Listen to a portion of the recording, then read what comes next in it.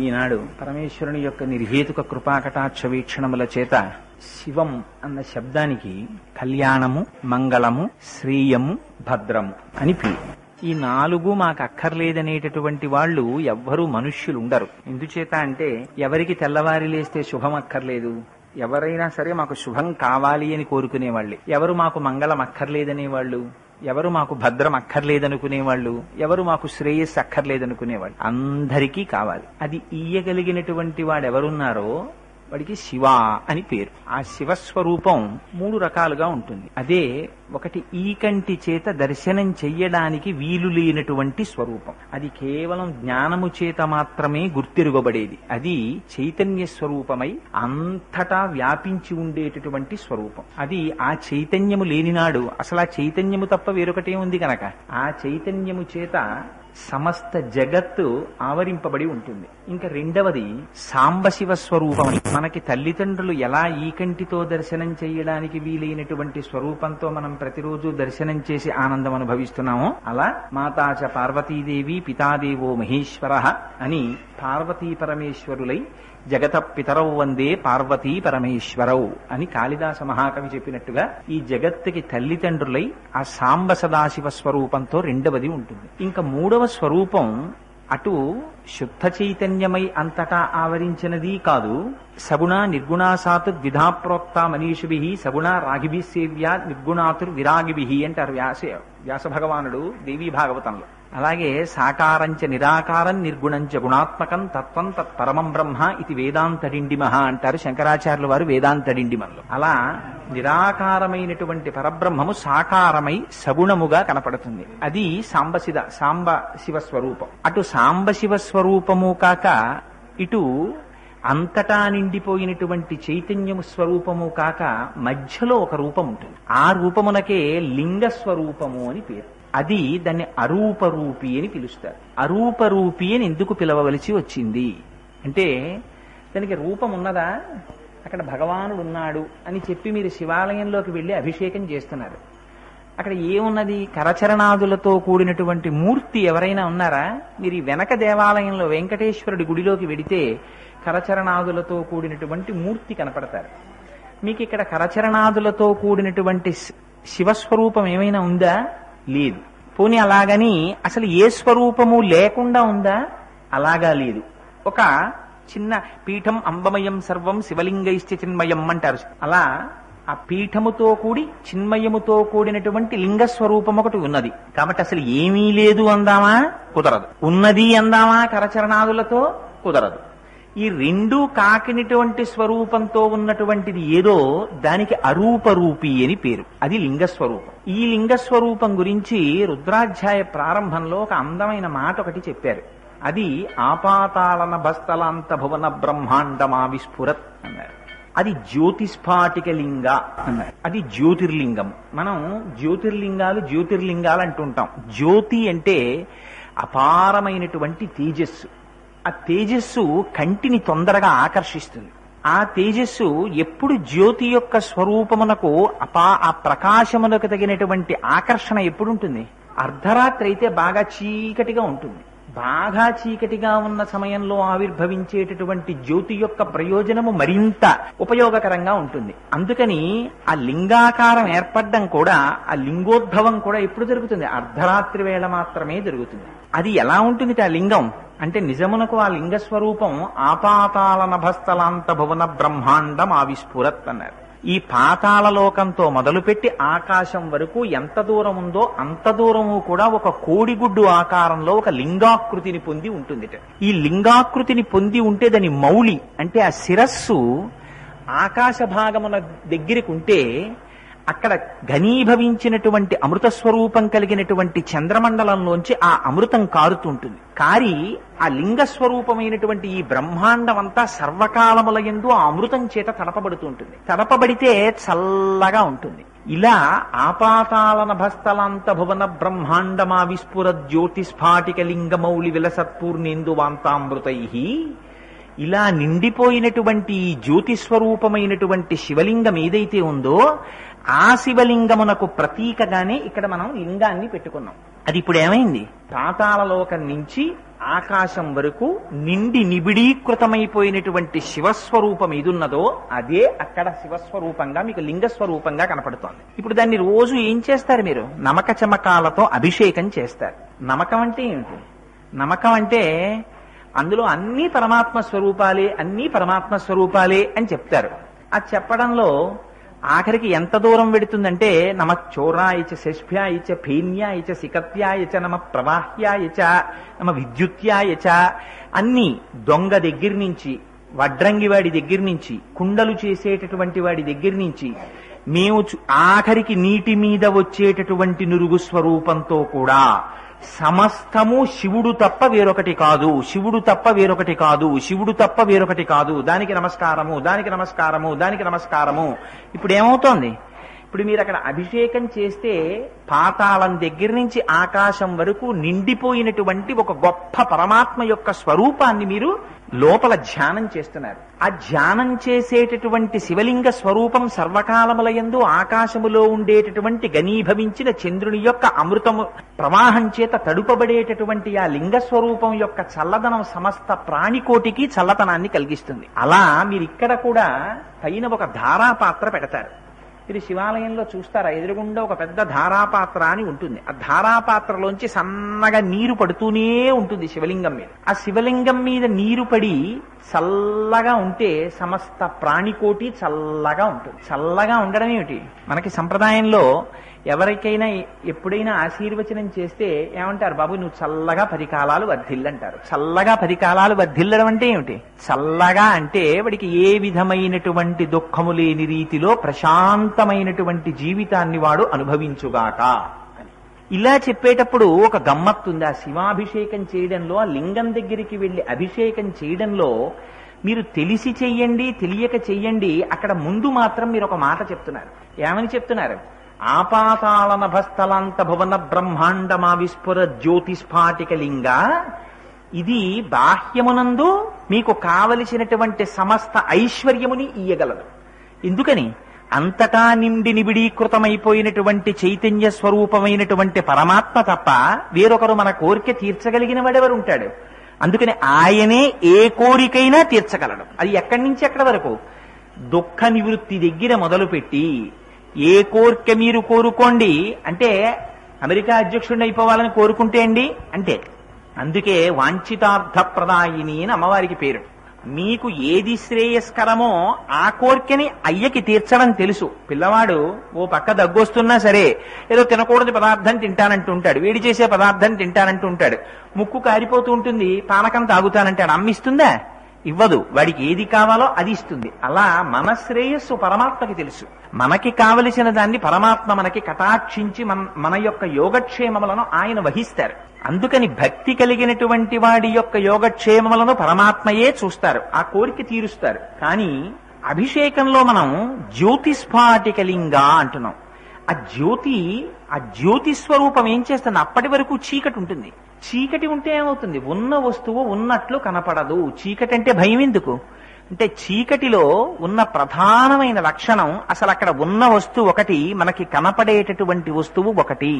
ఉన్న వస్తువు ఉన్నట్టుగా మన కంటికి కనపడదు కనుక చీకటి అంటే మనకి భయం. ఆ చీకటి అలాంటి భయం పోవడానికి ఏం తీసుకొస్తే పోతుంది? ఓ 1,00,000 రూపాయలు తీసుకొచ్చి మీ జేబులో పెట్టారనుకోండి, చీకట్లో భయం పోతుందా? భయం పెరుగుతుందా? భయం పెరుగుతుంది. అమ్మో 1,00,000 రూపాయలు కూడా పెట్టాడు నా జేబులోని, ఓ 4 బంగారం గొలుసులు తెచ్చేసాడు అనుకోండి, తగ్గుతుందా? తగ్గదు. ఏం చేసినా పోదు. ఏం చేస్తే పోతుంది? దీపం తీసుకొచ్చి ఇచ్చాడు అనుకోండి, పోతుంది. ఎందుకు పోయింది? ఇప్పుడు మీకు ఉన్న వస్తువు కనపడుతోంది. ఉన్నటువంటి పదార్థము ఏదో అది కనపడి ఇప్పటి వరకు అసలు లేని పదార్థం ఉన్నట్టుగా కనపడేటట్టుగా చేసినటువంటి అజ్ఞానం ఏదుందో దాన్ని పోగొట్టగలిగినటువంటి స్వరూపం కనుక ఆయన పశుపతి. పాశుబద్ధస్తథాజీవ పాశముక్త సదాశివ. పాశముల చేత బంధింపబడినంతసేపు జీవస్వరూపంతో ఉంటాడు. ఒక్కసారి భగవంతుని యొక్క అనుగ్రహము కలిగి ఆ పాశములు విడిపింపబడ్డాయా, వాడు సాక్షాత్తు సదాశివుడై ఉంటాడు. అందుకని ఆ పాశములను తీయడం కానీ ఆ పాశములను వెయ్యడం కానీ ఎవరి చేతిలో ఉంది? పశుపతి అయినటువంటి పరమశివుని చేతిలో ఉంది. ఆ అజ్ఞానం తీయగలడు, జ్ఞానం ఇయ్యగలడు. అందుకని ఆయన జ్యోతిస్ఫాటికలింగమౌళి విలసత్పూర్ణేందువాంతామృతై అస్తోకాప్లుతమేకమీశ మనిషం అన్నారు. ఇది నిజానికి చాలా గంభీరమైనటువంటి మాట వాడారు. ఇక్కడ నువ్వొక్కడవే ఉన్నావు అన్నారు. అసలు రెండవ పదార్థము లేదు, కేవలము అద్వైతం. ఆయన తప్ప వేరొకటి లేదు. మరి అదేమిటండి ఆయన తప్ప వేరొకటి లేదు అని మీరు అంటున్నారు కదా, ఆయన తప్ప వేరొకటి లేకపోవడం ఏమిటి? పోనీ జగత్తు సంగతి విడిచిపెట్టండి, భగవానుడి యొక్క స్వరూపంగానే అనేక రూపాలలో భగవానుడు కనపట్టలేదా? ఇక్కడే శివలింగ స్వరూపంగా శివాలయంలో స్వామి ఉంటే అలా వెనక్కి వెడితే విష్ణువాలయంలో వెంకటేశ్వర స్వామి వారిగా స్వామివారి కనపట్టలేదా? ఇన్ని రకాలుగా కనపడుతుంటే ఉన్నది ఒకటే స్వరూపము అంటే ఎలా కుదురుతుంది?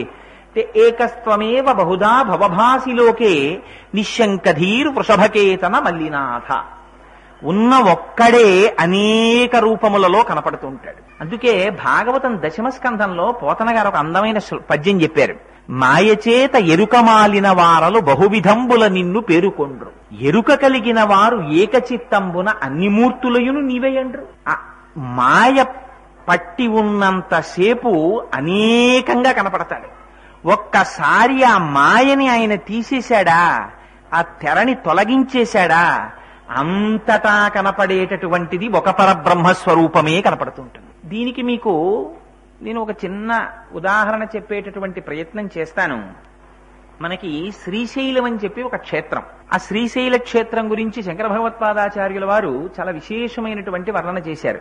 సంధ్యారంభ విజృంభితం శృతిశిరస్థానాంతరాధిష్ఠితం సప్రేమ భ్రమరాభిరామవసకృత్సద్వాసనాశోభితం భోగీంద్రాభరణం సమస్త సుమన పూజ్యం గుణావిష్కృతం సేవే శ్రీగిరి మల్లికార్జున మహాలింగం శివాలింగితం అని ఒక శ్లోకం చెప్పారు దాని గురించి.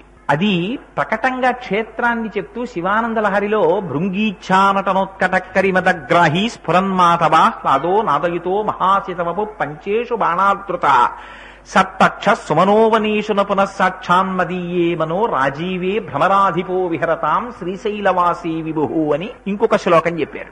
శ్రీశైల క్షేత్రం గురించి 2 సార్లు ప్రస్తావన చేశారు.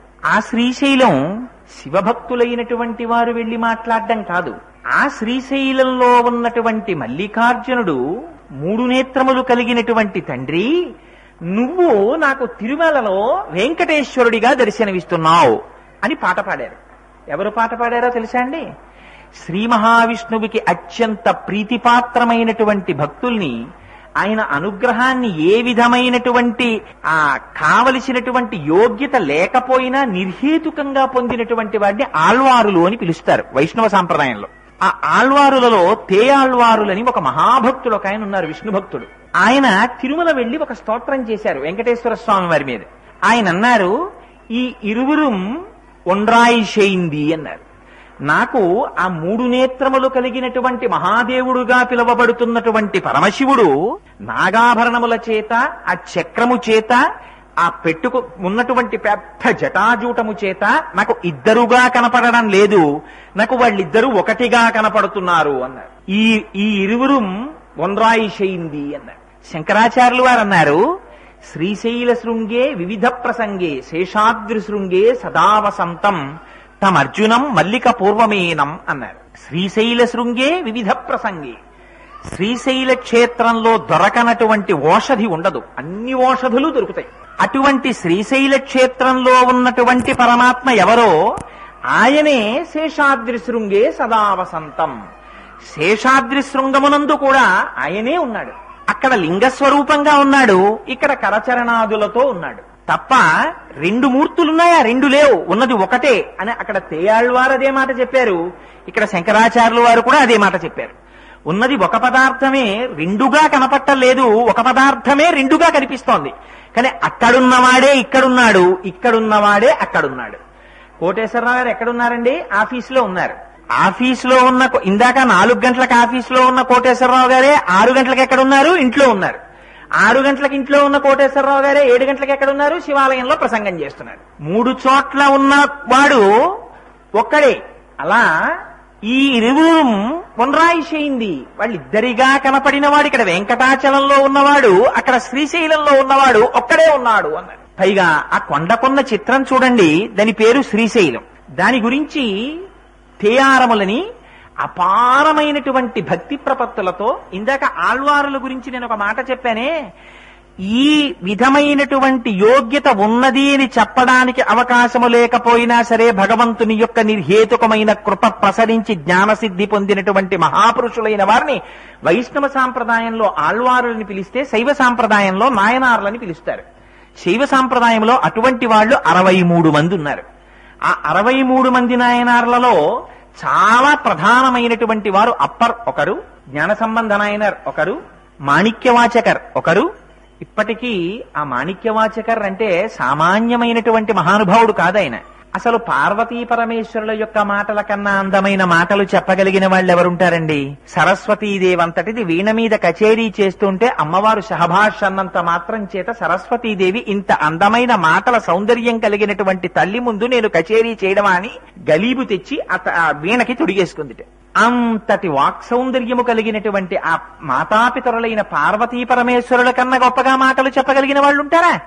కాని మాటల యొక్క గొప్పతనము మాటలు చెప్పడంలో ఉన్న పాండిత్య ప్రకర్ష చేత ఉండదు భగవంతుడి దగ్గరికి వెళ్ళేటప్పటికి. పరాశర భట్టర్లు శ్రీగుణరత్న కోశంలో ఒక మాట అంటారు, స్తోతారం తముశంతి దేవి కవయోయో విస్పృణీతే గుణాన్ స్తోతవ్యస్య తతశ్చతే స్తుతిధురామయ్యేవ విశ్రామ్యతి యస్మాత్తస్మదమర్షణీయ పణితి స్వీకారతస్తే గుణాః క్షాంత్యౌదార్య దయా దయో భగవతి స్వాంప్రస్తు వీరాన్ ప్రధాన్. అమ్మా, నేను నీ గురించి వర్ణించనా? ఏమని వర్ణించనమ్మా? దేవి శృతిం భగవతీం ప్రథమే పుమాంసః తత్సద్గుణౌఘ మణికోశ గృహం గృణంతి తద్వారపాటన పటూని చ ఇతిహాస సంతర్కణ స్మృతి పురాణ పురస్సరాణి. వేదములు, పురాణములు, ఇతిహాసములు నీ చిరునామా చెప్పగలనన్నాయి, కానీ నిన్ను వర్ణించలేం, నీ గురించి చెప్పలేం, నీ దర్శనం ఇప్పించలేమని వెనక్కి తిరిగిపోయి, అటువంటి నీ గురించి నేను ప్రసంగం చెయ్యనా? కానీ నీ గురించి చెప్పినటువంటి నా మాటలకి సార్థకత ఎప్పుడొచ్చిందో తెలుసా అమ్మా? నేను కాదు చెప్పగలిగినటువంటి వాణ్ణి. నేను చెప్పిన మాటలు అయ్యో ఆర్తితో పిల్లవాడు చెప్పుకుంటున్నాడని చెప్పి నువ్వు స్వీకరించిన నాడు నా మాటలకి సార్థక్యత ఏర్పడింది. మాణిక్యవాచకర్లు పార్వతీ పరమేశ్వరుల గురించి స్తోత్రం చేస్తే పార్వతీ పరమేశ్వరులంతటి వారు ముచ్చట పడిపోయి పిలిచి దగ్గర కూర్చోబెట్టుకుని, నాయనా నీ మాటలు మాటలు కావురా, అవి మాణిక్యముల మూటలు రా అన్నారట. వాళ్ళ నోటితో అలా ప్రశంసింపబడ్డారు కాబట్టి ఆయనకి మాణిక్యవాచకర్ అని పేరు. మనం ధనుర్మాసంలో ప్రతి వైష్ణవాలయంలోనూ కూడా, విష్ణువాలయంలోనూ కూడా తిరుప్పావయ్యం జరుగుతూ ఉంటుంది. మనం ధనుర్మాసంలో ఆ తిరుప్పావయ్య మీద ఏదో 4 మాటలు చెప్పే అదృష్టాన్ని పరమాత్మ నాకు కటాక్షించారు, అప్పుడప్పుడు చెప్తూ ఉంటాను ఇక్కడ వెంకటేశ్వర స్వామి వారి గుళ్ళో. అలా ఎలా తిరుప్పావయ్య చేస్తారో అలా ద్రవిడ దేశం అంతటా కూడా శివాలయాల్లో తిరువెంబావయ్యం చేస్తారు. భగవాన్ రమణులు కూడా ఆ ధనుర్మాసం వస్తే ప్రతిరోజు తెల్లవారుజామున 3 గంటలకి ఆయన యొక్క నిత్య కార్యక్రమాలన్నీ పూర్తయిపోగానే వచ్చి కూర్చుని ఆ తిరువెంబావై వింటుండేవారు. ఆ తిరువెంబావై పరమాద్భుతమైనటువంటి స్తోత్రం. అందులో కాత్యాయనీదేవి వ్రతాన్ని గోపికలు చేసి కృష్ణ పరమాత్మని భర్తగా పొందడానికి సంబంధించినటువంటి విశేషాలన్నింటినీ మాణిక్యవాచకర్ వర్ణన చేస్తారు. సౌందర్యలహరిలో శంకరాచార్యుల వారు అమ్మవారి యొక్క వైభవాన్ని ఎంత గొప్పగా ప్రస్తుతి చేస్తారో తిరువెంబావైలో మాణిక్యవాచకర్లు అంత గొప్ప స్తోత్రం చేస్తారు. ద్రవిడ దేశం అంతటా తిరువెంబావై చదువుతూ ఉంటారు. శివాలయాలన్నింటిలో తిరువెంబావై చదువుతారు, విష్ణువాలయాలన్నిటిల్లో కూడా తిరుప్పావై చదువుతారు. అయితే అలాంటి మాణిక్యవాచకర్ పార్వతీ పరమేశ్వరుల చేత స్తోత్రము పొగడబడినటువంటి స్తోత్ర వైభవము, వాగ్వైభవముగా కలిగినటువంటి మాణిక్యవాచకర్లు, అటువంటి వారు కూడా శ్రీశైలం వెడితే ఆ శ్రీశైల క్షేత్రం గురించి ఒక మాట అన్నారు. ఇది తిరుప్పరుపదం అన్నారు. పరుప్పదం అంటే ఆ తమిళంలో కొండ. తిరు అంటే శ్రీ, శ్రీకా తిరు రామచంద్రన్ అంటుంటారు. తిరు అంటే గౌరవవాచకం, శ్రీ అని. శ్రీ కొండ, కొండ అంటే శైలం సంస్కృతంలో. కాబట్టి తిరుప్పరుపదం అంటే శ్రీశైలం. తిరుమలై అంటే శ్రీశైలం. ఎందుకని? తిరు అంటే శ్రీ, మలై అంటే శైలం. తిరుమలై అంటే శ్రీశైలం, శ్రీశైలం అంటే శ్రీశైలం. ఆది శ్రీశైలం, ఇది శ్రీశైలం. ఈ ఇరువురు కొనరాయి చేయింది. అక్కడ అదే క్షేత్రం, ఇక్కడ అదే క్షేత్రం. అక్కడున్నవాడే ఇక్కడున్నాడన్నారు తేయాళ్వార్లు. అందుకే 3 కందులు కలిగినటువంటి మహాదేవుడు అనే పేరు కలిగినటువంటి తండ్రి, నువ్వు నాకు ఇక్కడ ఇలా కనపడుతున్నావు వెంకటేశ్వరుడిగా అని స్తోత్రం చేస్తే శంకర భగవత్పాదులు శ్రీశైల శృంగే వివిధ ప్రసంగే శేషాద్రి శృంగే సదా వసంతం అన్నారు. ఆయనే నాకు ఇక్కడ ఇలా కనపడుతున్నారన్నారు. చంద్రశేఖర పరమాచార్యుల వారు మహానుభావుడు ఒకసారి తిరుమల క్షేత్రానికి వచ్చారు. వస్తే శివుడవో మాధవుడవో అని ఒక ప్రసంగం చేశారు తమిళంలో. దాన్ని అనేక భాషల్లో ట్రాన్స్లేట్ చేశారు. ట్రాన్స్లేట్ చేసినప్పుడు తిరుమల తిరుపతి దేవస్థానం వాళ్ళు విడుదల చేసినటువంటి ఒక సోవనీర్లో ఆ ప్రసంగం గురించి ప్రచురణ చేశారు. ఎంత చిత్రమైన మాట చెప్పారంటే, పూర్వకాలంలో దేవతలందరూ కలిసి ఒకసారి రామేశ్వర క్షేత్రానికి దర్శనం కోసమని వెళ్ళారట. వెడితే రామేశ్వరం వెళ్ళిన తర్వాత అందులో ఎవరో ఒకడికి నాకు వ్యాకరణం బాగా వచ్చన్నవాడో, లేకపోతే నాకు సాహిత్యం బాగా తెలుసన్నవాడో ఎవరో ఒకడు ఉంటాడు కదా. ఒకడు లేచి అన్నాడు, అసలు రామేశ్వరము అనేటటువంటి పేరు వ్యాకరణంలో దేనికి సరిపోతుంది, దీనికి ఏ సమాసం వస్తుంది అని అడిగాడు. రామేశ్వరము అంటే రాముని యొక్క ఈశ్వరుడు అన్నారనుకోండి, షష్ఠీ తత్పురుష సమాసం అవుతుంది. రాముని ఈశ్వరునిగా కలిగిన వాడు అన్నారనుకోండి, బహువ్రీహి సమాసం అవుతుంది. వీళ్ళకి అనుమానం ఎక్కడొచ్చిందంటే రాముని యొక్క ఈశ్వరుడు అన్నారనుకోండి, అప్పుడు రాముడు సాక్షాత్తుగా శ్రీ మహావిష్ణువు యొక్క అంశ. ఆయనకి ఈశ్వరుడు శివుడు అవుతున్నాడు ఇప్పుడు. ఎందుకని రామేశ్వరంలో ఆయన లింగ ప్రతిష్ఠ చేసి అభిషేకం చేశారు రామచంద్రమూర్తి. ఎందుకని రాముని యొక్క ఈశ్వరుడు అంటే షష్ఠీ తత్పురుష సమాసం అయితే రాముడి కన్నా శివుడు గొప్పవాడు కదా. రాముని కన్నా శివుడు గొప్పవాడా, లేకపోతే రాముని ఈశ్వరునిగా కలిగినటువంటి వాడైతే శివుని కన్నా రాముడు గొప్పవాడా? ఏది కరెక్ట్ వీటి రెండింటిల్లో అంటే రెండు పక్షాలు అయిపోయారు. అయిపోయి కొంతమంది అన్నారు షష్ఠీ తత్పురుష సమాసం అన్నారు, కొంతమంది అన్నారు బహువ్రీహి సమాసం అన్నారు. పెద్ద చర్చ అయింది. వాళ్ళు దేవతలు కదా, ఎందుకు మనం దెబ్బలాడుకోవడం, పెడదాం వైకుంఠానికి వెళ్ళి అడుగుదాం అన్నారు. అందరూ బయలుదేరి వైకుంఠానికి వెళ్లారు. స్వామి శేషశయనం మీద పడుకున్నారు.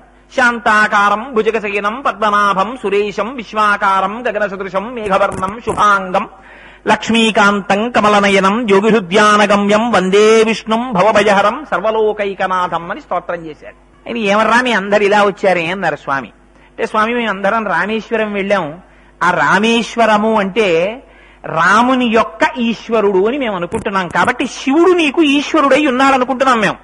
అందుకని నీకు కూడా యజమాని శివుడా అని అడిగారు. అడిగితే శ్రీ మహావిష్ణువు అన్నారు, అందులో అనుమానం ఏముందిరా మీకు, అది షష్ఠీ తత్పురుషం కరెక్టే. శివుడు నాకు ఈశ్వరుడు, నేను శివుని యొక్క కింకరుణ్ణి. అందుకని షష్ఠీ తత్పురుష సమాసమే నిజం, అందుకే నేను అక్కడ లింగ ప్రతిష్ఠ చేశానన్నారు. ఆయన చెప్పేశారు కదా, ఇంకా శివుడే గొప్పవాడు రాముడి కన్నా, అందుకని విష్ణువు కన్నా గొప్పవాడు శివుడు అని సంతోషంగా బయటికి వచ్చారు. వస్తే మళ్ళీ అందులో కొంతమంది అన్నారు, శివుడు సత్వగుణ ప్రధానుడు, ఆయన ఎప్పుడు తనని తాను పొగుడుకోడు, అందుకని ఎందుకొచ్చింది శివుడే నా ఈశ్వరుడే అలా చెప్పేసి ఉంటాడు. కానీ జ్ఞానమునకంతటికీ కూడా ప్రధానమైన వ్యక్తి శివుడు కదా. అసలు శివుడు నిజం చెప్తాడు. శివుని యొక్క ఆ రాముని యొక్క ఈశ్వరుడా, రాముని ఈశ్వరునిగా కలిగిన వాడు శివుడా, శివుణ్ణి అడుగుదాం పదండి కైలాసానికి వెళ్ళారు. వెడితే మహానుభావుడు ఆయనేమో సంధ్యాకాలం నృత్యం కోసం సిద్ధమవుతున్నాడు. ఆయన వెళ్ళి అడిగారు, ఏమండి నిజం చెప్పండి, రాముని యొక్క ఈశ్వరుడా రామేశ్వరం అంటే రాముని ఈశ్వరునిగా కలిగిన వాడా, ఏది నిజమని అడిగారు. అంటే శివుడు అన్నాడు, రెండోదే నిజం రా అబ్బాయి, రాముని ఈశ్వరునిగా కలిగిన వాడు. నాకు యజమాని ఎవరో తెలుసా, రాముడు, నేను రాముడికి కింకరుణ్ణి, అందుకని బహువ్రీహి సమాసమే నిజం అన్నాడు. ఇప్పుడు బయటకు వచ్చిన వాళ్ళందరూ తలలు పట్టుకున్నారు. ఆయన దగ్గరికి వెడితే నాకు యజమాని శివుడు అంటాడు, ఈయన దగ్గరికి వస్తే నాకు విష్ణువు యజమాని ఈయనంటాడు. ఇద్దరూ కులాసాగా ఉన్నారు హాయిగాను. అసలు మనకొచ్చి గొడవంతా వచ్చి పడింది. అసలు రాముడికి శివుడు ఈశ్వరుడా, శివుడికి రాముడు ఈశ్వరుడా అని అనుమానం వచ్చి పెద్ద తలకాయ ఒకటి ఉంది కదా, వేదాలు చేత్తో పట్టుకున్నది, ఎప్పుడు వేదాలు చెప్పే పెద్ద తలకాయ, 4 ముఖాలున్నవారు ఒక ఆయన ఉన్నారు బ్రహ్మగారు, ఆయన దగ్గరికి వెళ్దాం ఆయన చెప్తారు అని సత్యలోకానికి వెళ్ళారు. వెళ్ళి అయ్యా మీరు నిజం చెప్పండి, రామేశ్వరం అన్నది షష్ఠీ తత్పురుష సమాసమా బహువ్రీహి సమాసమా, రాముని యొక్క ఈశ్వరుడా లేకపోతే రాముని ఈశ్వరునిగా కలిగినవాడా, ఈ రెండింటిలో ఏది ఖచ్చితం అని అడిగారు. అడిగితే బ్రహ్మగారు అన్నారు, మీ అమాయకత్వం రా, మీరు దీనికోసం వైకుంఠమును కైలాసం వెళ్ళొచ్చారా, వాళ్ళిద్దరూ అలాగే మాట్లాడతారు. నేను చెప్పనా అసలు ఏమిటో, అది బహువ్రీహి సమాసము కాదు, షష్ఠీ తత్పురుష సమాసము కాదు, రాముడే ఈశ్వరుడైనాడు విశేషణ పూర్వక కర్మధారయ సమాసం. వాళ్ళిద్దరు ఒకటే.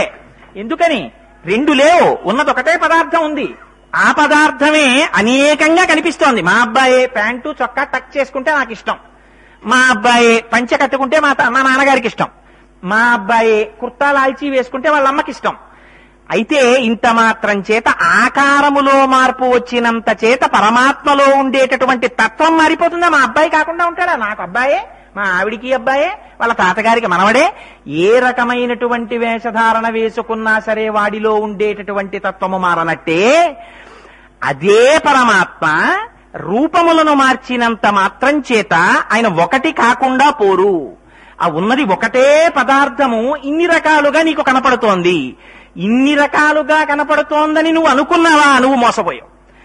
ఇన్ని రకాలున్నాయి, అదొకటి ఇదొకటి, ఇది వేరు అది వేరు అని నీకు భావన ఉన్నంత కాలం నిజంగా వైకుంఠం ఒకటి, కైలాసం ఒకటి, శివుడు ఒకడు, విష్ణు ఒకడు, ఆయనకుండే సైన్యం ఆయనకి, ఈయనకుండే సైన్యం ఈయనకి ఉంటే ఎప్పుడో అప్పుడు ఘర్షణ ఉండి తీరుతుంది. ఎక్కడో అక్కడ యుద్ధం జరిగి తీరుతుంది. అలా ఉండదు ప్రపంచంలో తత్వం. ఉన్న తత్వము ఒక్కటే, ఒకే తత్వము. అసలు రెండు లేవు, మూడు లేవు, ఉన్నది ఒకటే ఉంది. ఆ ఉన్న ఒకటే ఇన్ని రకాలుగా కనపడుతోంది. ఇన్ని రకాలుగా కనపడుతోందనేటటువంటి సత్యం ఏదైతే ఉందో అది అస్తోకాప్లుతమేకమీశమనిషం. అది ఒక్కడే ఉన్నాడు. ఆ ఒక్కడే ఉన్నాడు అన్నది మనం చెప్పడం కాదు, పెద్దలైన వారందరూ దర్శనం చేశారు ఉన్నది ఒకటే పదార్థం అని. పోతన గారు చెప్పుకున్నది ఏ కథ చెప్పుకున్నారండి? విష్ణు కథ చెప్పుకున్నారు. విష్ణు కథ చెప్పుకున్నటువంటి పోతన గారు భాగవతం దశమస్కంధాన్ని ఆంధ్రీకరిస్తున్నారు. వ్యాస భాగవతాన్ని యథాతథంగా ఆంధ్రీకరించలేదు. ఆయన ఆంధ్రీకరించేటప్పుడు ఆంధ్రీకరించగలిగినటువంటి శక్తిని ఇవ్వమని అమ్మవారిని అడిగారు. శ్రీ విద్యా సాంప్రదాయం పోతనామాచ్యుల వారికి తెలియదు అనడం దుస్సాహసం.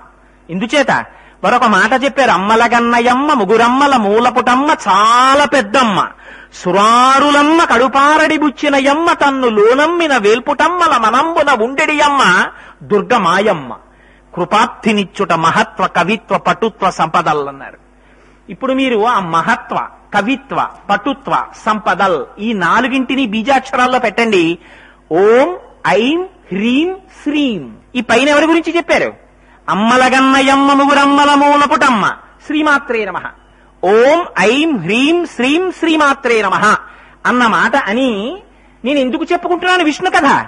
ఈ విష్ణు కథ చెప్పడంలో కారణం శ్రీకైవల్య పదంబు కోరుటకునై చింతించెదన్ లోకరక్షైకారంభకు భక్తపాలన కళా సంరంభకున్ దానవోద్రేక స్తంభకు కేళి లోల విలస దృగ్జాల సంభూత నానా కంజాత భవాండ కుంభకు మహానందాంగనాఢింబకున్. ఎక్కడ చెప్పారు? ఎక్కడైనా కృష్ణుడి కథ చెప్తున్నానని చెప్పారా? శ్రీ మహావిష్ణువు కథ చెప్తున్నానని చెప్పారా? లేకపోతే ఇది ఒక పారితోషికానికి చెప్పుకుంటున్నానని చెప్పారా? లేకపోతే నాకు సన్మానం చేస్తారు కాబట్టి చెప్పుకుంటున్నానని చెప్పుకున్నారా? నాకు లేకపోతే ఏదో బిరుదిస్తారని చెప్పుకుంటున్నానని చెప్పుకున్నారా? శ్రీకైవల్య పదంబు కోరుటకునై. శ్రీకైవల్యము అన్న మాట అద్వైత సాంప్రదాయంలోది. శ్రీకైవల్యం అంటే పునరావృత్తి రహిత శాశ్వత శివ సాయుధ్య స్థితి. ఆయన తప్ప వేరొకడు లేడు అనగలిగినటువంటి స్థితి. అందుకే తంతువులందు చేలము విధంబున ఏ పరమేశుమూర్తి ఎందింతయు పుట్టునట్టి జగదీశుడనంతుడి దైత్యమాతృనిట్లంతము చేయుటెంత పని అద్భుతమే వినుమంతలోన వాడంతము పొందుటెల్లగని ఆతని బంధులు గర్ధబంబులై అన్న గొప్ప గొప్ప పద్యాలు పోతన గారి నోటి వెంట రాగలిగాయి. అందుకని శ్రీకైవల్య పదంబు కోరుటకునై మళ్లీ పుట్టవలసినటువంటి అవసరం లేని మోక్ష సామ్రాజ్య స్థితి కోసం ఇక్కడే ఇప్పుడే ఉన్నది ఒక్కటే అన్న జ్ఞానసిద్ధి నాలో నిలబడడం కోసం నేను ఈ విష్ణు కథ చెప్పుకుంటున్నాను అని ఎవరని చెప్పారు? మహానందాంగన ఢింబకుడి గురించి చెప్తున్నానన్నారు. ఎవరు మహానందాంగన ఢింబకుడు? బాహ్యమునందు ఆ నందుని యొక్క భార్య. మహానందం అంటే సామాన్యమైన ఆనందం, మానవానందం, ఇలా ఆనందాలకి లెక్క వేసుకుంటూ పోతే అమ్మవారి పేరు మహానందం. ఎందుకని? అమ్మవారి స్తోత్రంలో, ఖడ్గమాలా స్తోత్రంలో అమ్మవారికి మహానందమయి అని ఒక పేరు. ఆ మహానందము యొక్క డింబకుడైన ఆ అమ్మవారి యొక్క పుత్రుడు. ఎందుకని? అమ్మవారికి అమ్మవారి పుత్రుడికి భేదం ఎక్కడ ఉంటుంది? అందుకని అమ్మవారి పుత్రుడు అనడానికి ఏమిటి అధికారం? కృష్ణ భగవానుణ్ణి. కరాంగుళిన కోత్పన్న నారాయణ దశాకృతి. అమ్మవారు ఇలా అంటే 10 అవతారాలు వచ్చాయి గోళ్లల్లోంచి. అందుకని నారాయణుని యొక్క 10 అవతారాలు ఎక్కడి నుంచి వచ్చాయి? అమ్మవారి యొక్క గోళ్లల్లోంచి వచ్చాయి. అందుకని మహానందాంగన డింబకుడిగా చెప్పుకుంటున్నాను. మీరు చూడండి, అందుకే మాఘమాసంలో వచ్చేటటువంటి అర్ధరాత్రి నాడు లింగోద్భవం. దానికి ఖచ్చితంగా 6 నెలలు వెనక్కి వెళ్ళండి.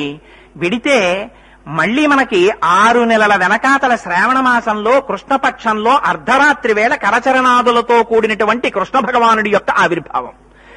అది అర్ధరాత్రే, ఇది అర్ధరాత్రి. అదే అర్ధరాత్రి మళ్లీ అక్కడ నందవ్రజంలో దుర్గామాత యొక్క ఆవిర్భావం, ఆవిడ యోగమాయగా జనించింది. ఇప్పుడు అర్ధరాత్రి పుట్టినటువంటి అమ్మవారు భగవంతుడా, అర్ధరాత్రి పుట్టిన శ్రీకృష్ణుడు భగవంతుడా, అర్ధరాత్రి ఏర్పడి లింగోద్భవం ఏర్పడిన పరమశివుడు భగవానుడా?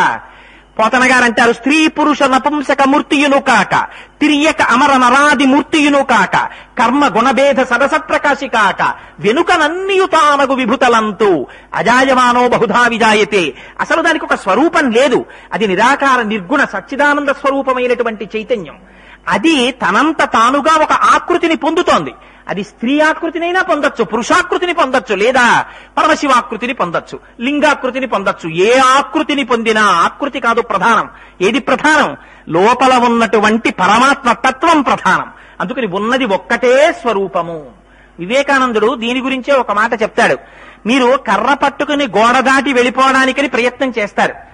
పరిగెత్తి పరిగెత్తి పరిగెత్తి పరిగెత్తి గోడ దాటడం కోసమని వచ్చేటటువంటి వాడు కర్రని భూమిలోకి తాటించి కర్రని ఆలంబనగా చేసుకుని తన శరీరాన్ని పైకెత్తి గోడ మించి అవతల వైపుకు పడిపోతూ ఉంటాడు. పడిపోయేటప్పుడు, అయ్యో కర్రా, నన్ను ఇంత దూరం తీసుకొచ్చావు, నిన్ను ఇవతల వైపు వదిలేసి కృతజ్ఞతతో నేను అవతల వైపుకి వెళ్ళిపోనా, నిన్ను నాతో తీసుకెడతాను రా అని ఆ కర్రని తనతో తీసుకెడతాడు. ఆ కర్రని ఇటు వదులుతాడు, తాను అటు పడిపోతాడు. ఎంతవరకు మీకు మూర్తి ఆరాధన? మూర్తి ఆరాధన సగుణము నుంచి నిర్గుణారాధనలోకి వెళ్లడం కోసం. అందుకని ఒక రకంగా చెప్పవలసి వస్తే సాకారమైనటువంటి మూర్తి ఆరాధన నుంచి లింగస్వరూపమైనటువంటి ఆరాధనలోకి ప్రవేశించడం ఒక మెట్టు పైకి ఎక్కడంతో సమానం, లోపల ఉండేటటువంటి అభ్యాసం రీత్యా. అందుచేత అదిగో అలా పైకి గోడ దాటిపోయేవాడు కర్రను ఎలా తీసుకెళ్లాడో, మీరు ఉపాసన చేసే మూర్తి స్వరూపం కూడా మీకు ఎక్కడి వరకు పనికొస్తుందంటే జ్ఞానసిద్ధి కలిగి అంతటా ఉన్నది ఒక స్వరూపం అని చెప్పడం కోసం. ఇది తెలిసిన మహాపురుషుడు కనుక, జగత్తుకంతటికీ ఈ విషయాన్ని వెల్లడించినటువంటి జగద్గురువులు కనుక, శంకరులు ఎక్కడికి వెళ్ళనివ్వండి, ఏ ఆలయంలోకి వెళ్ళనివ్వండి, ఆ ఆలయంలో ఉండేటటువంటి పరమాత్మ స్వరూపం గురించి స్తోత్రాలు చేశారు తప్ప ఈ స్వరూపంగా ఉంటేనే స్తోత్రం చేస్తాను, ఈ స్వరూపంగా ఉంటేనే స్తోత్రం చేయనని శంకరాచార్యులు వారు అనలేదు. ఎందుకనలేదు? అంతటా ఉన్నది పరమాత్మయే అని గుర్తిరిగినటువంటి జగద్గురువు కనుక, అది మనకి తెలియచెప్పిన మహాపురుషుడు కనుక. అందుకని అదిగో అది పరమాత్మ తత్వం అంటే. అటువంటి పోతన గారు భాగవతాన్ని అంధీకరిస్తుంటే ఆయన దశమస్కందంలో ఒక లీల వ్రాశారు. అది ఎంత చిత్రమైన లీలంటే, కృష్ణ భగవానుడికి ఇంకా పాకుతున్నటువంటి వయస్సు. అటువంటి స్థితిలో అమ్మగారు ఆయన కాళ్ళకి యశోదాదేవి గజ్జెలు పెట్టింది. ఆయన ఆడుకుంటున్నాడు. ఆడుకుంటుంటే అక్కడ ఉన్నటువంటి మట్టిలో ఆడుకుంటున్నాడు. పొద్దున్నే లేచి ఆ కృష్ణ పరమాత్మ యొక్క సౌందర్యాన్ని చూసి మురిసిపోయినటువంటి అమ్మ ఆయనకి చక్కటి బట్టలు కట్టి ఆ పైన ఉండేటటువంటి ఆ కొప్పు వేసి, ఆ కొప్పుకి ముత్యాల సరాలు చుట్టి మంచి పట్టుబట్ట కట్టి ఒంటి నిండా ఆభరణాలు వేసి విడిచిపెట్టేది. ఆ పిల్లవాడు ఆడుకుంటుంటే చూసి అమ్మ మురిసిపోతుండేది. ఆ పిల్లవాడు మట్టిలో పారాడుతూ ఆడుకుంటున్నాడు కృష్ణుడు. మట్టిలో పారాడుతూ ఆడుకుంటున్నటువంటి కృష్ణుణ్ణి చూసిన పోతన గారు నాకు కృష్ణుడు కనపడుతున్నాడు అనలేదు. ఏమని చెప్పారో తెలుసా అండి భాగవతంలో? ఆ పిల్లవాడు మట్టిలో ఆడుకుంటుంటే ఒంటికి రాసుకున్నటువంటి మట్టి నాకు విభూతిలా కనపడుతోందన్నారు. అంతేకాదు, ముందర వెలుగొందు ముక్తాలలామంబు తొగల సంగడి కాని తునకగాగా, పాలభాగంబుపై పరగు నావిరి బొట్టు కాముని కాల్చిన కన్నుగాగా, కంఠమాలికలోని ఘననీలరత్నంబు కమనీయమగు మెడ కప్పుగాగా, హారవల్లులు కాగ బాలలీల ప్రౌఢ బాలకొండు, శివుని పగిది నొప్పె శివునకును తనకును వేరులేమి తెలియ వెలయునట్లు, తనువునంటిన ధరణీపరాగంబు పూసిన నిరిభూతి పూతగాగా. కృష్ణుడు మట్టిలో ఆడుకుంటుంటే ఆ మట్టి తీసి ఒంటి మీద పోసుకుంటే నాకు కృష్ణుడు కనపట్టలేదు, ఒంటికి విభూతి రాసుకున్నటువంటి శంకరుడు కనపడుతున్నాడన్నారు. తనువునంటిన ధరణీపరాగంబు పూసిన నిరిభూతి పూతగాగా, ముందర వెలుగొందు ముక్తాలలామంబు తొగల సంగడిగాని తునకగాగా. అమ్మ యశోదాదేవి కొప్పు వేసి దానికి ముత్యాలు చుట్టింది, హారం చుడితే పోతన గారు అంటున్నారు, నాకు ముత్యాల హారం కనపట్టలేదు, ఆ చంద్రశేఖరుడై పరమశివుడు కొప్పు మీద పెట్టుకున్నటువంటి చంద్రరేఖ కనపడుతోంది. శంకరులు అంటారు, కళాభ్యాం చూడాలంకృత శశికళాభ్యాం విజితప ఫలాభ్యాం భక్తేషు ప్రకటిత ఫలాభ్యాం భవతు మే శివాభ్యాం అస్తోక త్రిభువన శివాభ్యాం హృది పునర్భవాభ్యాం ఆనంద స్ఫురదనుభవాభ్యాం నతిరియం అని. అలా ఆ చంద్రరేఖని ధరించినటువంటి పరమశివుడు కనపడుతున్నారన్నారు. ముందర వెలుగొందు ముక్తాలలామంబు తొగల సంగడిగాని తునగగాగా పాలభాగంబుపై పరగు నావిరి బొట్టు కాముని కాల్చిన కన్ను కాగా. అమ్మ పిల్లవాడు ఆడుకోవడానికి విడిచిపెట్టేటప్పుడు పాలభాగమునందు ఇంత ఆవిరి బొట్టు పెట్టింది. నాకు కృష్ణ పరమాత్మ యొక్క లలాటమునందు ఆవిరి బొట్టు కనపట్టలేదు, శంకరుడి యొక్క లలాటము మీద ఉన్నటువంటి 3వ కన్ను కన్నులా కనపడుతోందన్నారు. అందుకని పాలభాగంబుపై పరగు నావిరి బొట్టు కాముని కాల్చిన కన్ను కాగా కంఠమాలికలోని ఘననీల రత్నంబు కమనీయమగు మెడ కప్పు కాగా. మెడలో అమ్మ పెద్ద హారం ఒకటి వేసి దాని మధ్యలో ఒక నీలపు పటక అన్నొక దాన్ని వేసింది. ఆ నీలపు రాయి యొక్క కాంతి కంఠం మీద పడుతోంది. పడుతుంటే నాకు కృష్ణుడి మెళ్ళో వేసుకున్న హారం కనపట్టలేదు. శంకరుడు హాలాహలాన్ని భక్షించడం వల్ల కంఠంలో ఉంచుకోవడం వల్ల నీలకంఠుడైతే కంఠం నీలంగా ఉన్నట్టుగా నాకు నీలకంఠుడిగా కనబడుతున్నాడు. హారవల్లులు రగ హారవల్లులు కాగా ఆ మెడలో వేసిన హారాలు నాకు హారాల్లా కనపట్టలేదు, పావుల్లా కనపడుతున్నాయి. బాలలీల ప్రౌఢ బాలకొండు శివుని పగిది నొప్పే. నాకు కృష్ణుడు కనపట్టలేదు, నాకు శివుడు కనపడుతున్నాడు. శివునకును తనకును వేరులేమి తెలియవలయున్నట్లు శివుడికి నాకు భేదం లేదయా పోతనా అని కృష్ణుడు నాకు బోధ చేస్తున్నాడా అన్నట్టుగా నేను కృష్ణుడి గురించి రాస్తే నాకు కృష్ణుడు కనబడ్డం మానేసి నాకు శివుడు కనబడ్డాడని రాసుకున్నారు పోతన గారు. ఇది దర్శనం అంటే. ఇలాంటి దర్శనం చెయ్యగలిగారు కాబట్టి పోతన గారు ఆంధ్రీకరించగలిగారు భాగవతాన్ని. అందుకనే అంతటి మహానుభావుడు చేతులారంగ శివుని పూజింపడేని నోరు నొవ్వంగ హరికీర్తి నుడువలేని దయయు సత్యంబు లోనుగా తలపడేని కలుగనేటికి తల్లుల కడుపు చేటు అన్నాడు. ఆ పరమశివుణ్ణి ఆరాధించని నాడు నోరు నొప్పి పెట్టేటట్టుగా ఆ శ్రీ మహావిష్ణువు యొక్క కీర్తిని చెప్పలేని నాడు, దయా సత్యము లోపల లేనినాడు ఎందుకురా అమ్మని బాధ పెట్టడం తప్ప నువ్వు పుట్టడం అని పోతనగారంతటి వారు ఆ మాట రాశారంటే ఎంత శివకేశవుల మధ్య భేదం లేనటువంటి స్థితిని, ఉన్నది ఒకే పదార్థం అనేటటువంటి సత్యాన్ని ఆవిష్కరించారో మీరు చూడండి. ఈ విషయంలో అస్తోకాప్లుతమేకమీశమనిశం అంటే ఆ దర్శనం చేసినటువంటి మహానుభావుల యొక్క స్థితి. తిక్కనగారని మనకి మహాభారతాన్ని ఆంధ్రీకరించినటువంటి మహాపురుషుడు, ఆయన సంకల్పం చేశారు. హృదయాహ్లాది చతుర్థమ్యుర్జిత కథోపేతంబు నానారసాభ్యుదయోల్లాసి విరాట పర్వమట ఉద్యోగాదులన్ కూడగా 17 తెనుంగు భాష జన సంప్రాప్యార్థముల్ పెంపునన్ అని బుధ సంతోషంబు నిండారగన్నని. నేను ఈ విరాట పర్వాన్ని హృదయాహ్లాది, ఇది చాలా సంతోషాన్ని కలిగించేటటువంటిది, దీన్ని నేను ఆంధ్రీకరించడం ప్రారంభిస్తాను ఉద్యోగ పర్వంతో పాటుగా మొదలుపెట్టి అని ఆంధ్రీకరించడం కోసమని సంకల్పం చేశారు. సంకల్పం చేస్తూ వారు చేసిన ప్రార్థనా శ్లోకం ఏమిటో తెలుసా అండి తిక్కన గారు? శ్రీయన గౌరినాబరగు చెల్వకు చిత్తము పల్లవింప భద్రాయితమూర్తి అయి విష్ణు రూపాయ నమశివాయని పల్కెడు భక్తజనంబుల వైదికధ్యాయిత కిచ్చమెచ్చు పరతత్వము కొల్చెద నిష్టసిద్ధి కిందని రాసుకున్నారు విరాట పర్వం ప్రారంభంలో. ఎంత గొప్ప పద్యం రాశారో చూడండి. శ్రీయన గౌరినాబరగు చెల్వకు చిత్తము పల్లవింప భద్రాయితమూర్తి అయి హరిహరంబగు రూపము దాల్చి విష్ణు రూపాయ నమశివాయ అని పల్కెడు భక్తజనంబుల వైదికధ్యాయిత కిచ్చమెచ్చు. శ్రీయన గౌరినాబరగు, శ్రీ అంటే లక్ష్మీదేవి, గౌరీ అంటే పార్వతీదేవి. మన దృష్టిలో ఏంటంటే లక్ష్మీదేవి అంటే విష్ణుమూర్తి యొక్క భార్య, పార్వతీదేవి అంటే పరమశివుడి భార్య. మన యొక్క అజ్ఞానం ఎంతవరకు వెళ్ళిపోయిందంటే ఇవాళ మనకి భార్యలున్నట్టే ఆ భార్యని ఏమండి మీ ఆయన ఎవరండి అంటే కోటేశ్వరరావు గారు మా ఆయనండి అని మా ఆవిడ చెప్పినట్టు, లక్ష్మీదేవి అంటే విష్ణుమూర్తి యొక్క భార్య, పార్వతీదేవి అంటే పరమశివుని యొక్క భార్య. అందులో ఉండేటటువంటి తత్వ విచారణం పోయింది. పోయి వాళ్ళు కూడా సామాన్యమైనటువంటి మనుష్యుల్లాగా వాళ్ళకి కూడా భార్యలున్నట్టు, ఆ భార్యలు భర్తలన్నట్టు. అసలు అది ఎందుకు చెప్పారో మర్చిపోయాం.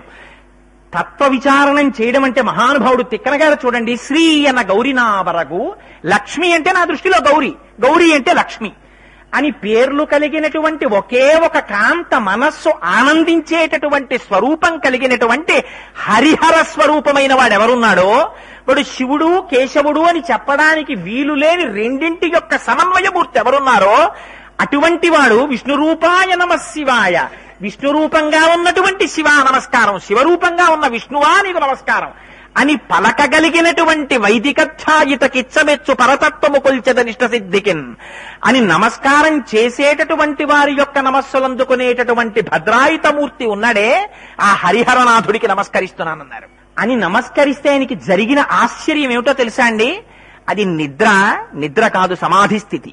అటువంటి స్థితిలో తిక్కన గారు ఒక రోజున కూర్చునుండగా మరి తండ్రి గారు దర్శనమిచ్చారు. దర్శనమిచ్చి స్వర్గలోకంలో నువ్వు చేసినటువంటి ఒకానొక శ్లోకానికి మెచ్చుకున్నటువంటి వాడే పరమాత్మ నాకు స్వర్గలోక ప్రాప్తినిచ్చి తన పక్కన కూర్చోపెట్టుకుని నా దగ్గర సేవలు అందుకున్నాడు. ఏమిటో తెలుసా శ్లోకం? కిమస్తిమాల కిమ కౌస్తుభం వా అని ఒక శ్లోకం రాశారు తిక్కన గారు. అంటే పరమాత్మ అసలు నీకు ఏది ఇష్టం? నీకు ఎముకలతో పుర్రెలతో కూడిన దండ ఇష్టమా? నీకు కౌస్తుభ రత్నం ఇష్టమా? మరి ఏమిటి, ఒకసారి శివుడిగా ఉంటేనేమో పుర్రెలమాల వేసుకుంటావా, ఒకసారేమో కౌస్తుభ రత్నం పెట్టుకుంటావా? ఈ రెండింటిలో నీకు అసలు ఏది ఇష్టమని అడిగారు. అంటే నిజంగా ఆయనకి తెలియదనే, రెండు ఒకటేనా ఆయనకి తెలుసు అని వ్రాస్తే దానికి సంతోషించినటువంటి పరమాత్మ తిక్కన గారి తండ్రిని తెచ్చి స్వర్గలోకంలో పక్కన కూర్చోబెట్టుకుని ఆయన సేవలు అందుకున్నారట. అందుకని నువ్వు ఇలా పద్యం రాశావు కదా తిక్కన, ఒకసారి నా మీద శ్లోకం, ఇదిగో దర్శనమిస్తున్నానని వాళ్ళ తండ్రి గారితో కలిసి దర్శనమిచ్చారు. ఎలాంటి దర్శనం ఇచ్చారో తెలుసా అండి? పరమాత్మ తిక్కన గారికి ఇచ్చిన దర్శనం ఆయన వ్రాసుకున్నారు పద్యం. అత్పున శిశిరేఖ అమృతంబు జలువార హరినీల పత్రిక సురభి చందనమున్న గతినాభి ధవళ పంకజము మెరయ్య ముందర వెలుగొందు అచ్చిల్వగు అని ఆ పద్యంలో అంటారు. కరుణారసము పొంగి దొరపెడు చార్పున శిశిరేఖ అమృతంబు జలువార. ఆయన పైన చంద్రరేఖని ధరించాడు, అందులోంచి అమృత స్రావం అవుతోంది. ఆ అమృత స్రవిస్తుంటే కరుణారసము పొంగి దొరపెడు చార్పున. ఒక పక్కన ఆయన నల్లని మబ్బు ఎలా ఉంటుందో అటువంటి స్వరూపంతో ఉన్నాడు. అలా ఉన్నటువంటి వాడు పైన చంద్రరేఖని ధరించాడు, అందులోంచి కరుణ ఎలా భగవంతుని యొక్క స్వరూపం ఏమిటి? అపారమైన కరుణ. అందుకని ఆ కరుణారసం కారిపోయినట్టుగా అమృతం స్రవిస్తోంది. కరుణారసము పొంగి దొరపెడు చార్పున శిశిరేఖ అమృతంబు జలువార అని ఆ పైగా గతినాభి ధవళ పంకజము మెరయ. ఆ గరుడమణి పూసల పెట్టెలో ఉంచబడినటువంటి చందనం ఎలా ఉంటుందో అలా ఆయన నాభి నుంచి ఒక తెల్లటి తామర పువ్వు ఉద్భవించిందిట. పైన చంద్రరేఖ, ఆ నాభి స్థానంలోంచేమో తెల్లటి తామర పువ్వా. నాభి స్థానంలో తెల్ల తామర పువ్వు ఉన్నవాడెవరు? శ్రీ మహావిష్ణువు. పైన చంద్రరేఖ ఉన్నవాడెవరు? పరమశివుడు. మనమైతే ఏం చెప్తాం? పైన చంద్రరేఖ ఉంటే శివుడండి, ఇక్కడేమో నాభిలోంచి కమలం ఉంటే ఆయనేమో శ్రీ మహావిష్ణువు అంటే అంటాం.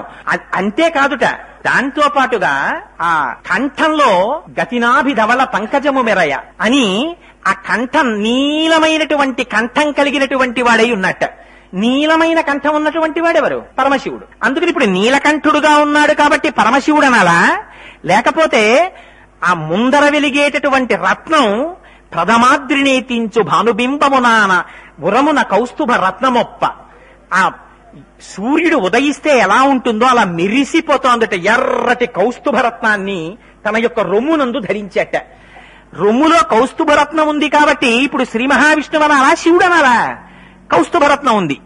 ఇలా ఉన్నటువంటి వాడు వచ్చి సురనదియును కాళిందియును బెరసినట్టి భాను బింబంబు శోభిల్లు కాంతిమూర్తి వచ్చి పక్కన కూర్చుని తిక్కనా అని పలకరించాడని రాసుకున్నారు. ఎంత చిత్రం చూడండి. ఆయన ఇప్పుడు మీరు శివుడు అంటారా, విష్ణు అంటారా? హరి కాదు, హరుడు కాదు, హరిహర స్వరూపమైనటువంటి స్వరూపంతో ఆ మహానుభావుడు ఆయన వచ్చి హరిహరనాథుడై ప్రత్యక్షమయ్యారు తిక్కన గారికి. ప్రత్యక్షమైతే అడిగారు, ఏమని అడిగారో తెలుసా అండి? అందరూ నేనంకితం ఇస్తానంటారు. తిక్కన గారిని హరిహరనాథుడు అడిగాడు, తిక్కన నువ్వు ఆంధ్రీకరిస్తున్న భారతాన్ని నాకు అంకితం ఇవ్వయా అని అడిగారు. అడిగితే నీకు అంకితం ఇస్తున్నాను అన్నారు. అని నాకు మోక్షం ఇమ్మని అడిగారు. అడిగితే ఆ రోజున హరిహరనాథుడని పేరు కలిగినటువంటి పరమాత్మ అన్నారు, జ్ఞానము ఎరుకగా మారి, అంటే ఏమీ లేదండి ఉన్నదొకటే చైతన్యం, ఏమీ లేదండి ఉన్నదొకటే చైతన్యం అని మీరు ఎన్ని మాటలు రాయండి, ఎన్ని మాటలు చెప్పండి, అద్వైత సిద్ధి కలిగిపోయినట్ట, మోక్షస్థితిని పొందేసినట్ట కాదు. ఎప్పుడు భగవంతుని యొక్క నిర్హేతుకమైన కృప కలిగి అది తప్ప వేరొకటి లేదన్న స్థితిలో తాను ఉండిపోగలుగుతాడో అలా ఉండిపోగలిగినటువంటి స్థితి మోక్షస్థితి. అది చెప్పిన వాళ్ళందరికీ వస్తుందా? చెప్పిన వాళ్ళందరికీ వస్తుందన్న నమ్మకం ఏం లేదు. పోనీ ఇలా చేస్తే వస్తుందా? అలా అని ఏం ప్రమాణం లేదు. రమణులకి గురువులు ఉన్నారా? రమణులకి ఏం గురువులు లేరు. మరి రమణులకి రాలేదా? వచ్చింది. యథార్థంగా మాట్లాడితే చంద్రశేఖర పరమాచార్యుల వారంతటి వారికి సన్యాసాశ్రమంలో ముందు గురువు ఉన్నారా? ముందు గురువులు లేరు. లేకపోయినా మరి పరమాచార్యుల వారు అది అనుభవించలేదా? అనుభవించారు. మరి ఎలా అనుభవించగలిగారు? అంతే, అది పరమాత్మ యొక్క నిర్హేతుక కృప. రామకృష్ణ పరమహంస అనుభవించలేదా? అనుభవించారు. ఒక సాలెపురుగు పొందలేదా మోక్షాన్ని? పొందింది. మాకిన్ని తెలిసాయి అన్నవాళ్ళు లేరా? ఉన్నారు. వాళ్ళు ఏం పొందారు? అన్నీ తెలిసిన వాడికి అమావాస్య మరణం వచ్చింది, ఏమీ తెలియని వాడికి ఏకాదశి మరణం వచ్చింది. నాకు ఇది తెలుసు అన్నవాడికి నీకు తెలుసు కదా, నువ్వు అదే ఉంచుకోరా అన్నారు పరమాత్మ. నాకేం తెలుసు? నాకేం తెలియదయా, నువ్వు నాకు సమస్తం తండ్రి అని ఆయన పాదములు పట్టుకున్ననాడు ఆ వినయము చేత అదిగో జ్ఞానమునందు నిలబెట్టారు. ఆ నిలబెడితే అద్వైతం ఏమవుతుంది? అనుభవం అవుతుంది. అందుకని రమణులు అద్వైతానుభవాన్ని పొందారు. అందుకని లోపల ఉన్న ఆత్మ చైతన్యము నేననేవారు తప్ప దాని చేత ధరింపబడిన ఇది నేను కాదనేవారు. ఇది నేను కాదనేవారు కాబట్టే 104 డిగ్రీల జ్వరం వచ్చి ఎడమ మోచేతి మీద సర్కోమా పుండు పుట్టి రక్తం ధార కింద కారిపోతుంటే, ఆయన కూర్చున్న సోఫాలోంచి పైకి లేచేటప్పటికి ఒళ్ళు వణికిపోయి తూలి పడిపోతుంటే, కళ్ళు ఎర్ర పడిపోతే జ్వరంతో, భగవాన్ మీరు మరణిస్తారేమోనని మాకు భయంగా ఉంది, మీరు మమ్మల్ని విడిచిపెట్టి వెళ్ళిపోకండి అంటే, ఆ స్థితిలో రమణులు అన్నారు, మిమ్మల్ని విడిచిపెట్టి నేను వెళ్ళిపోవడానికి అసలు ఇంకొక చోటంటూ ఉంటే కదా అన్నారు. చంద్రశేఖర పరమాచార్యులు వారు స్థాణుహు అన్న నామం గురించి ఒక చోట వ్యాఖ్యానం చేస్తూ అన్నారు. స్థాణుహు అంటే జడమై నిలబడిపోయిన వాడని కాదు. స్థాణుహు అంటే ఇంకా తాను ఆక్రమించడానికి చోటు లేనివాడు, అంతగా నిండిపోయినవాడు. అది శివుడు అంటే. అందుకని ఆయనకి స్థాణుహు అని పేరు అన్నారు. అటువంటి స్థాణువుని అపర్ణారూపంలో అమ్మవారు చుట్టుకుంటుంది అన్నారు. అబ్బో, దాని గురించి మళ్ళీ అపర్ణానామం, ఆ స్థాణువు అన్న నామం గురించి మహానుభావుడు ఎంత గొప్ప అనుగ్రహ భాషణం చేశారో అనుభవించిన వాడు కనుక. అందుకని అదిగో అంతటా నిండిపోయిన పరమాత్మ తిక్కన గారికి హరిహరనాథుడై ఒకనాడలా దర్శనం ఇవ్వలేదా? శివుడా కేశవుడా అంటే శివుడు కాడు కేశవుడు కాడు, రెండు ఒకటే అన్నట్టుగా దర్శనమిచ్చాడు. మీకు ఇంకా విచిత్రం, మహాభారతం గురించి స్కాందంలో ఒక కథ ఉంది. మహాభారత యుద్ధం అంతా అయిపోయిన తరువాత ఎవరు చంపారు ఈ కురు సైన్యాన్నంతటినీ అని వాదన వచ్చింది. భీముడు చంపాడని కొందరన్నారు, అర్జునుడు చంపాడని కొంతమంది అన్నారు. అసలు నిజంగా ఎవరు చంపాడో తెలుసుకోవాలనుకున్నారు. అనుకుని బర్బరీకుడు అని భీమసేనుడి యొక్క కుమారుడు, ఆ బర్బరీకుడికి ఒక వరం ఉంది. అసలు జరిగినటువంటి విషయాన్ని చూడగలిగినటువంటి శక్తిని ఆ బర్బరీకుడికి ఇచ్చారు. కారణాంతరముల చేత కృష్ణ భగవానుడు ఆయన శిరస్సుని ఖండించేశారు. కానీ ఆ కొండ మీద పెట్టారు 18 రోజులు జరిగినటువంటి యుద్ధాన్ని చూడ్డానికి. ఆ బర్బరీకుడి యొక్క శిరస్సు కొండ మీద ఉంది. ఆయన చూశాడు కదా, ఆయనకి సత్యం గోచరం అవుతుంది. అందుకని ఆయన అడుగుదాం అసలు ఎవరు చంపారో అన్నారు. అంటే అర్జునుడు అన్నాడు, నేను చంపానని అందరు అనుకుంటున్నారు కానీ నేను చంపలేదు. నేను యుద్ధానికి వెళ్లి రథం ఎక్కిన దగ్గర నుంచి ఒక మహాపురుషుడు ఒకడు నా ముందు వెడుతూ ఉండేవాడు. ఒక ఆయన ఎడమ పక్కన చూస్తే 5 తలలతో ఉండేవాడు, చంద్రరేఖని ధరించి ఉండేవాడు, విభూతి పూసుకుని ఉండేవాడు, నాగాభరణములు చుట్టుకుని ఉండేవాడు. కుడి పక్కన చూస్తే నల్లటి శరీరాకృతిని కలిగి ఉండేవాడు, కౌస్తుభరత్నాన్ని ధరించి ఉండేవాడు, వైజయంతిమాల వేసుకుని ఉండేవాడు. అలా నాకు ఏదో ఒక స్వరూపం కనపడుతుండేది. రండి అడుగుదామని బర్బరీకుడి దగ్గరికి వెళ్ళారు. వెళ్లి కొండ మీద బర్బరీకుడిని అడిగారు. అడిగితే బర్బరీకుడు అన్నాడు, నేను కూడా 18 రోజుల నుంచి యుద్ధం చూసి అసలు మన వాళ్ళందరూ ఏమైపోయారు, పాండవుల సైన్యం అనుకుంటున్నాను. మీ ఎవ్వరూ నాకు కనపడలేదురా, నాకు ఒక్కడే కనపడ్డాడు. ఎడమవేపున విభూతి ధారణ చేసి సర్పాభరణములను ధరించి 5 తలలు కలిగి చంద్రరేఖని శిరస్సు మీద ధరించిన వాడు, కుడి పక్కన నల్లటి శరీరాకృతిని కలిగినటువంటి వాడు, ఆ కౌస్తుభరత్నాన్ని ధరించిన వాడు, వనమాల విరాజితుడు అయినటువంటి వాడు ఎవరున్నాడో ఆయన ఒక చేత త్రిశూలాన్ని ఒక చేత ఖడ్గాన్ని ధరించి సుదర్శన చక్రాన్ని పట్టుకుని ఇన్ని కోట్ల మందిని సంహరించిన వాడు ఆయన ఒక్కడే, వేరొకడెవ్వరూ సంహరించలేదన్నాడు. ఇదే ప్రహ్లాదోపాఖ్యానంలో శ్రీమన్నారాయణుడు చెప్తాడు భాగవతంలో. ఎవ్వడు సృజించు ప్రాణుల ఎవ్వడు రక్షించు త్రించు ఎవ్వడనంతుండెవ్వడు విభుడెవ్వడు వాడి విధమున మనుచు బెనుచు హేలారతుడై అంటారు. ఇది తెలియక మనమేమనుకుంటామంటే శివారాధన చెయ్యకండి, శివాలయానికి వెళ్ళకండి, శివపూజ చెయ్యకండి. ఎందుకు చెయ్యకూడదు శివపూజ? అంటే శివుడు తామసికుడు, ఆయన ఎప్పుడూ తామసమైనటువంటి పనులు చేస్తాడు, శ్మశానంలో ఉంటాడు.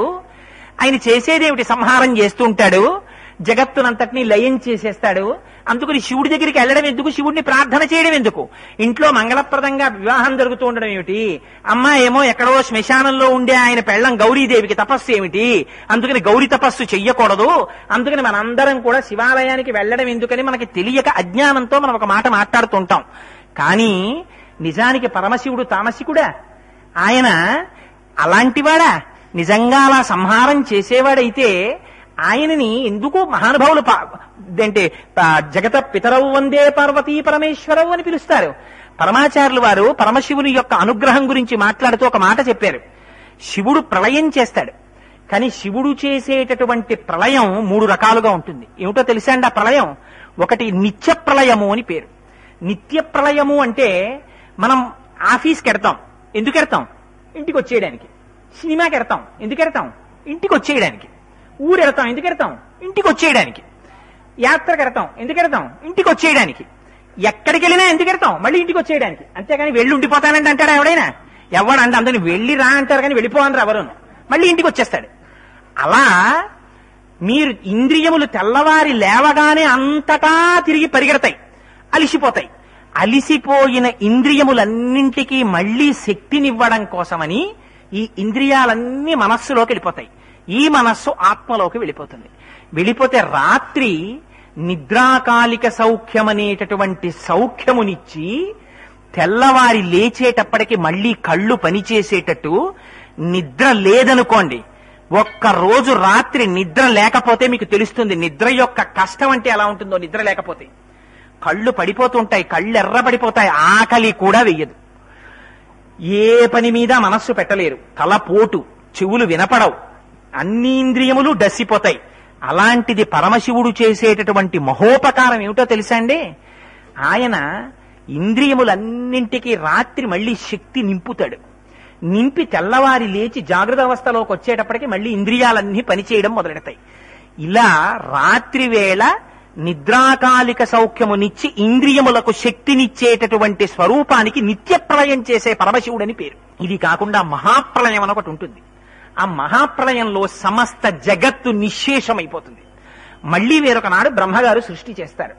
అలా నిశ్శేషమైపోయేటటువంటి జగత్తుని చెయ్యగలిగినటువంటి పరమశివ స్వరూపానికి మహాప్రళయం అని పేరు. ఆత్యంతిక ప్రళయం అని ఒకటి ఉంటుంది. ఆత్యంతిక ప్రళయం అంటే ఏమిటో తెలుసా అండి? మనం ఉపాధి మారుతుంది, ఈ శరీరం పోతుంది, కానీ ఎక్కడికి వెళ్ళిపోడు జీవుడు. ఇదే శరీరం ఇంకో దాంట్లోకి వెళ్ళిపోతుంది. మనమే మామిడి పళ్ళు కొనుక్కుంటాం బజారుకి వెళ్ళి, వాడు కావులోంచి గడ్డిలోంచి తీసి పరక ఇలా నొక్కి అలా నొక్కి పెద్ద పండు చిన్న పండు పైన చూసి కింద చూసి డావు లేకుండా వేరుకుంటాం. 13 పళ్ళు వేరు చేస్తాం. వాడు గడ్డిలో పెట్టి తెచ్చాడు, మీరేం చేస్తారు? ఆ మామిడి పళ్ళే. అప్పటి వరకు ఎవరివి? అంతకుముందు తోటలో ఉన్నవాడు. వాడేం చేస్తాడు? చెట్టు మించి పడిపోకుండా, చిలక కొట్టకుండా, చెట్టుకుండేటట్టుగా జాగ్రత్తగా వాడు చూసుకుంటాడు. ఆ తర్వాత చెట్టు మించి దింపేసిన తర్వాత వేరొక వర్తకుడివి. వర్తకుడు గడ్డిలో పెట్టి తెచ్చుకున్నాడు. ఆ మామిడి పండే మీరు కొనుక్కుని ఏం చేస్తారు? సంచిలో పెడితే పండు మీద పండు, పండు మీద పండు పెడితే అడుగునున్న పండు నలిగిపోతుందని స్కూటర్ బాక్స్ లో జాగ్రత్తగా విడివిడిగా సర్దుకుని ఆ పళ్ళన్నీ పట్టుకుని ఇంటికి తీసుకొస్తారు. ఆవిడేం చేస్తుంది? స్కూటర్ బాక్స్ లో వదిలేస్తారేంటి? ఆ మామిడి పళ్ళు అన్ని జాగ్రత్తగా పిల్లలందరినీ పిలిచి 4-5 పళ్ళు చప్పునిస్తారు. అన్ని పట్టుకెళ్ళి ఆవిడేం చేస్తుంది? విశాలమైన పాత్రలో పెట్టి ఓ బేసిన మూతెడుతుంది దాని మీద, బాగా ముగ్గుతాయి. ఇప్పుడు ఏమైంది? ఇన్ని పాత్రలలోకి మారుతున్నా లోపల ఉన్నది ఏముంది? మామిడి పండే ఉంది. అలా ఉపాధులు మారిపోతాయి, జీవుడేం మారడం. జీవస్వరూపంతో ఉండి పరమాత్మ యొక్క స్వరూపం తాను గుర్తెరగనంత కాలం, గురువుల యొక్క అనుగ్రహం, భగవంతుని యొక్క అనుగ్రహం ప్రసరించనంత కాలం, ప్రహ్లాదుడు చెప్పినట్టుగా చెప్పాలంటే జీవస్వరూపంతో ఉంటాడు. నేను జీవుణ్ణి అంటూ ఉంటాడు. ఆ జీవుడు ఏం చేస్తాడు? ఉపాధులు మారిపోతూ ఉంటాడు. ఇవాళ ఇందులో ఉంటాడు, రేపు కుక్కలోకి వెళ్ళిపోతాడు. కుక్కలోకి వెళ్ళిపోతే మాత్రం భయం ఉండదేంటి? దీన్ని కర్రెట్టి కొట్టేశారనుకోండి, మీరు ఏం చేస్తారు? పారిపోతాను. అమ్మో ఇదేంటి కొడుతున్నారని. కుక్కనైతే కర్రెట్టి కొడితే పారిపోతుంది. ఉపాధులు మారుతూ ఉంటుంది అంతే. లోపల ఉన్నవాడు ఒకడే ఉంటాడు. దానికి బంధుత్వాలు ఉంటాయి, దానికి నిద్ర ఉంటుంది, దానికి ఆకలి ఉంటుంది, దానికి మృత్యు ఉంటుంది, దానికి జననం ఉంటుంది. అలాగే ఉంటుంటుంది. ఉపాధులు మారి వెళ్ళిపోతుంటాయి. పాశముల చేత బంధింపబడి ఉంటాడు. అందుకని పశువు అని పేరు. మామూలుగా ఉన్న పశువులైతే మనకి తెలుస్తాయి, పాశం వేసి కడతాం. పరమశివుడు చేసేటటువంటి మహా ఉపకారం ఏమిటో తెలుసా అండి? ఆయన ఇచ్చే మహోపకారం, భగవంతుని యొక్క పాదములు పట్టి ఆరాధన చేస్తే శివానుగ్రహం కలిగితే ఆ పాశాన్ని తీసేస్తాడు. మనకి కూడా ఉంటాయి పాశాలు, కానీ ఆ పాశములు పైకి దొరకవు. అందుకే పశుమాం సర్వజ్ఞ ప్రథిత కృపయా పలయ విభో అంటారు శంకరాచార్యుల వారు. మీరు మరోలా అనుకోకండి, మనందరం కూడా పశువులమే. ఎందుకని? మనకి అనేక పాశములు వేసి కట్టేశారు మనని. ఆ పాశముల చేత బంధింపబడ్డాం. ఈ పాశములను తీసేస్తే లోపల ఉన్న స్వరూపం ఏమిటో తెలుస్తుంది. ఈ లోపల ఉన్న స్వరూపాన్ని చెప్పి దాని యందు నిలబెట్టగలిగిన వాడు ఎవరో తెలుసా అండి? ఆనాడు మోక్షస్థితి అది ఈయగలిగినటువంటి వాడు శంకరుడు మాత్రమే. శంకరుడు అంటే మళ్ళీ నేను విష్ణువు కాడన్నానని అనుకోకండి. శంకరుడే విష్ణువు, విష్ణువే శంకరుడు. ఉన్నది ఒకటే పదార్థం, ఒకటే పరమాత్మతత్వం, ఒకటే నారాయణుడు, ఒకటే శివుడు. అందుకని విభూతి పెట్టుకుంటారు, చేతిలో సత్యదండం పట్టుకుంటారు, మాట్లాడితే నారాయణ నారాయణ నారాయణ నారాయణ అంటుంటారు. ఏమిటది? అదేమిటండి? పెట్టుకునేది విభూతే, చేసేది చంద్రమౌళీశ్వరారాధన, సాయంకాలం శివాభిషేకమా, నోరు విప్పితే నారాయణ నారాయణ నారాయణ. ఏమిటిది? అది అంతా ఉన్నది ఒక వస్తువే అని తెలుసుకోవడం, అదే పరమాత్మతత్వం. ఇది అస్తోకాప్లుతమేకమీశమనిశం. ఈ స్థితి నీకు కలిగితే ఇది రుద్రాభిషేకం అంటే. ఉన్నది ఒక్కటే పదార్థము అని ఎరుక కలుగుట. అది కలగనంతసేపు ఏమవుతుంది? దీనికన్నా అది ఎక్కువ, దానికన్నా ఇది ఎక్కువ. చంద్రశేఖర పరమాచార్యులు వారు ఒకసారి అనుగ్రహ భాషణం కోసం వస్తుంటే వేదిక మీదకి ఎడుతుంటే ఒక ఆయన వచ్చి, ఏమండి కృష్ణ స్వరూపాన్ని ఆరాధన చేస్తే మంచిదేనా అని. చాలా మంచిదయా, తప్పకుండా ఆరాధన చెయ్యి. వేరొక అమ్మ దుర్గామాతని పూజ చేయించండి, చెయ్యి. ఒక్కొక్కరికైతే నేను పేరు చెప్పకూడదు కానీ నా స్నేహితుడు ఒక ఆయన ఉండేవాడు. ఆయన చాలా వర్రీడిగా ఉండేవాడు ఆఫీసులో. ఏమయ్యా ఏంటి అలా ఉన్నావేమని అడిగితే, ఇవాళ సోమవారం కదండి, శివాలయానికి వెళ్లకుండా వచ్చేసాను, వేగంలో పెట్టారని వేమిన్ షీట్ అన్ని తప్పులైపోయి స్క్వాడ్కి దొరికిపోతానేమో అని భయంగా ఉందనేవాడు. అంటే ఆయన ఉద్దేశం ఏంటంటే, సోమవారం నాడు శివాలయానికి వెళ్ళలేదు, శనివారం నాడు మాత్రం వెంకటేశ్వర స్వామి గుడికి వెళ్ళాను, శనివారం నాడు వెంకటేశ్వర స్వామి గుడికి వెళ్ళి సోమవారం నాడు నా దగ్గర రావడానికి నీకు ఖాళీ లేదు, నీ పని నేను చెప్తాను చూడని చెప్పి కూర్చునే ఒక శాడిస్ట్ శివుడంటే. లేకపోతే సోమవారం శివాలయానికి వెళ్ళి మంగళవారం నాడు హనుమ దగ్గరికి వెళ్ళలేదు అనుకోండి, సోమవారం నాడు శివుడి దగ్గరికి అయితే వెళ్ళావు, నా దగ్గరికి రావడానికి మాత్రం నీకు ఖాళీ లేదు, చూడు నీ పని చెప్తానని చెప్పేటటువంటి శాడిస్ట్ హనుమ. ఇది లోపల. ఇలా మీరు ఎన్ని గుళ్ళకి వెడితే, మీరంటే మీరనుకోకండి, మీరందరూ జ్ఞానులు మహాప్రభు. నేను ఎప్పుడు మీరన్న మాట నేను ఎప్పుడు వాడినా నన్ను నా గురించి చెప్పుకున్నది. ఎందుకు ఇంకా ఎంత ఆరాధన చేసి ఉన్నది ఒకటే పదార్థం. ఎన్ని దేవాలయాలు తిరుగుతారు? గభీరే కాసారే విశితి విజనే ఘోర విపినే విశాలే శైలే చ భ్రమతి కుసుమార్థంజలమితి సమర్పైచేత సరసిజముమానాదభవతే సుఖేనా వస్తాతుం జనహ నజానాతికి మహో అంటారు శంకరాచార్యుల వారు శివానందలహరిలో. నువ్వు ఎప్పుడు బాగుపడతావురా? నువ్వు ఎట్లో దిగిపోతావు, కొండలెక్కేస్తావు, అక్కడికి వెళ్ళిపోతావు, ఇక్కడికి వెళ్ళిపోతావు, పత్రి తెచ్చేస్తావు, పువ్వులు తెచ్చేస్తావు. అయ్యయ్యో ఇవన్నీ అడిగారా పరమాత్మ? నీ మనస్సనే పుష్పాన్ని ఇవ్వరా, ప్రీతి చెందుతాడరా, అదొక్కటి దాచేస్తావు.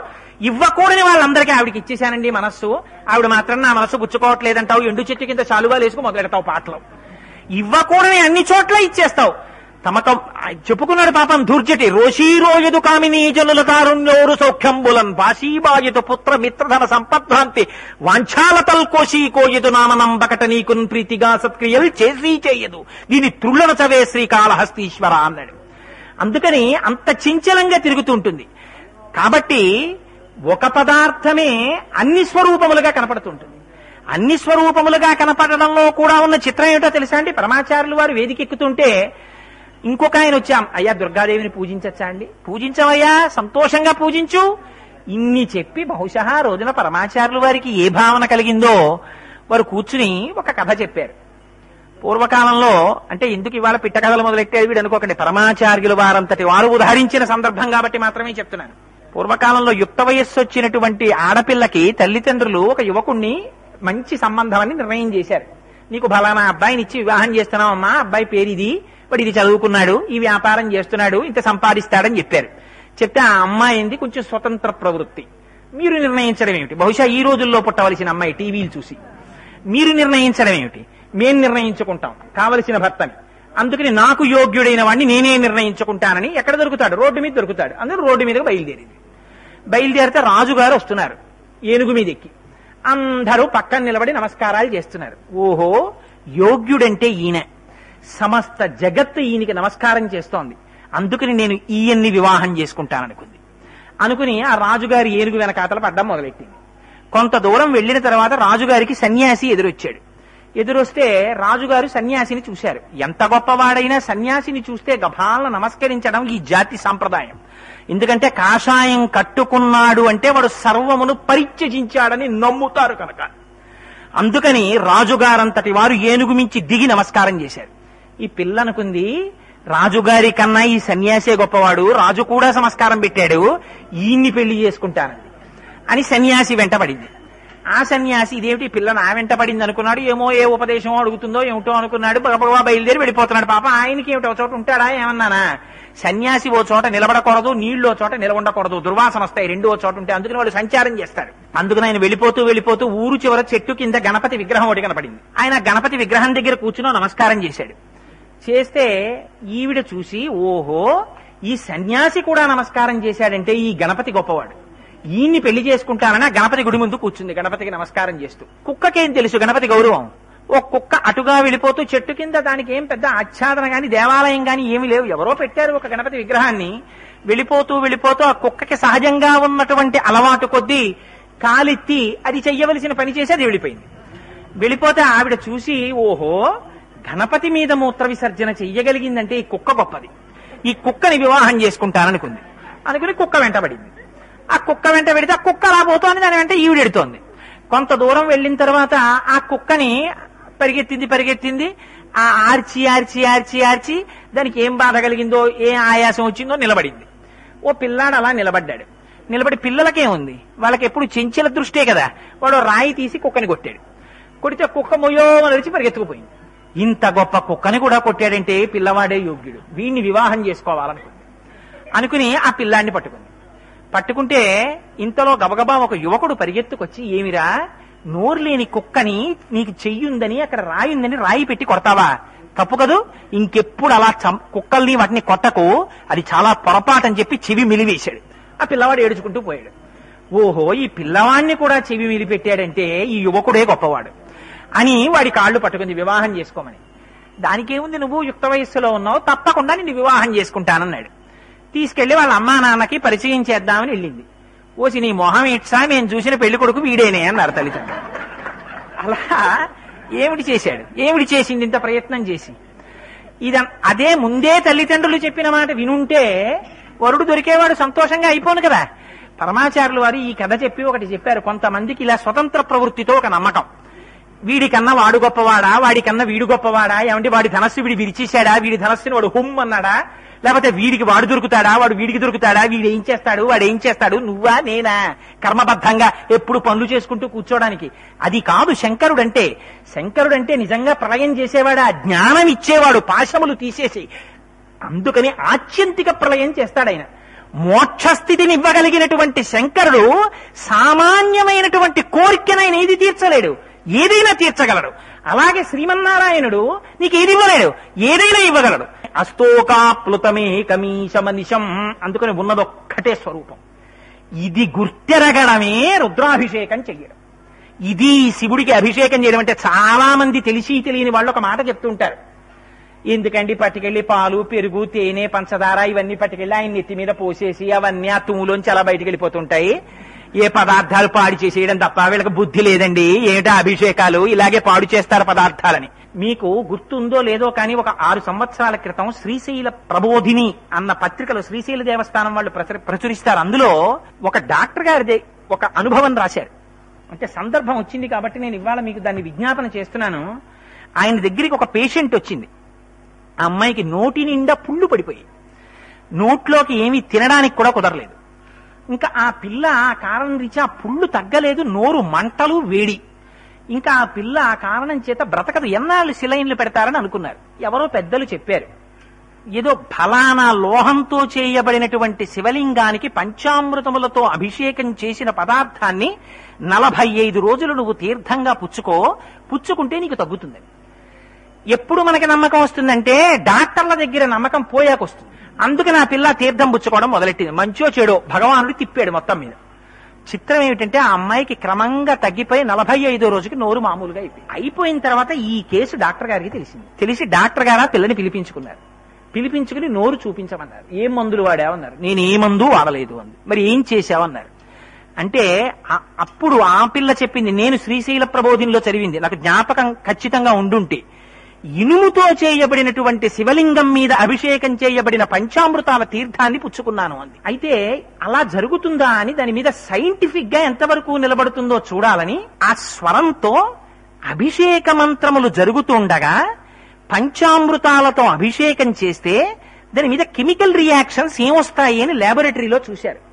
చూస్తే ఎటువంటి ఔషధములు ప్రపంచంలో ఉన్నాయని మనం నమ్ముతున్నామో అంతకన్నా ఇనుముతో చేయబడినటువంటి శివలింగం మీద పడినటువంటి ఆ అభిషేక ద్రవ్యములలో వచ్చేటటువంటి రసాయనిక ప్రతిచర్య నోటిలో వచ్చినటువంటి భయంకరమైన పుండ్లకి గొప్ప విరుగుడు అని నమ్మకం కలిగింది ఆ కెమికల్ ఫార్ములా.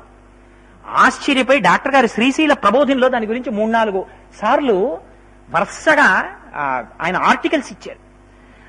దీని మీద రుద్రకామ్యార్చన అని పరమశివుడికి ఎందుకు అభిషేకం చేస్తారు అని దాని గురించి ఒక పెద్ద విశేషమైన వ్యాఖ్య జయేంద్ర సరస్వతి స్వామి కూడా ఒక చోట చేశారు. అందులో పంచామృతాలని మనం అంటూ ఉంటాం. అసలు అమృతం ఒకటే కదా.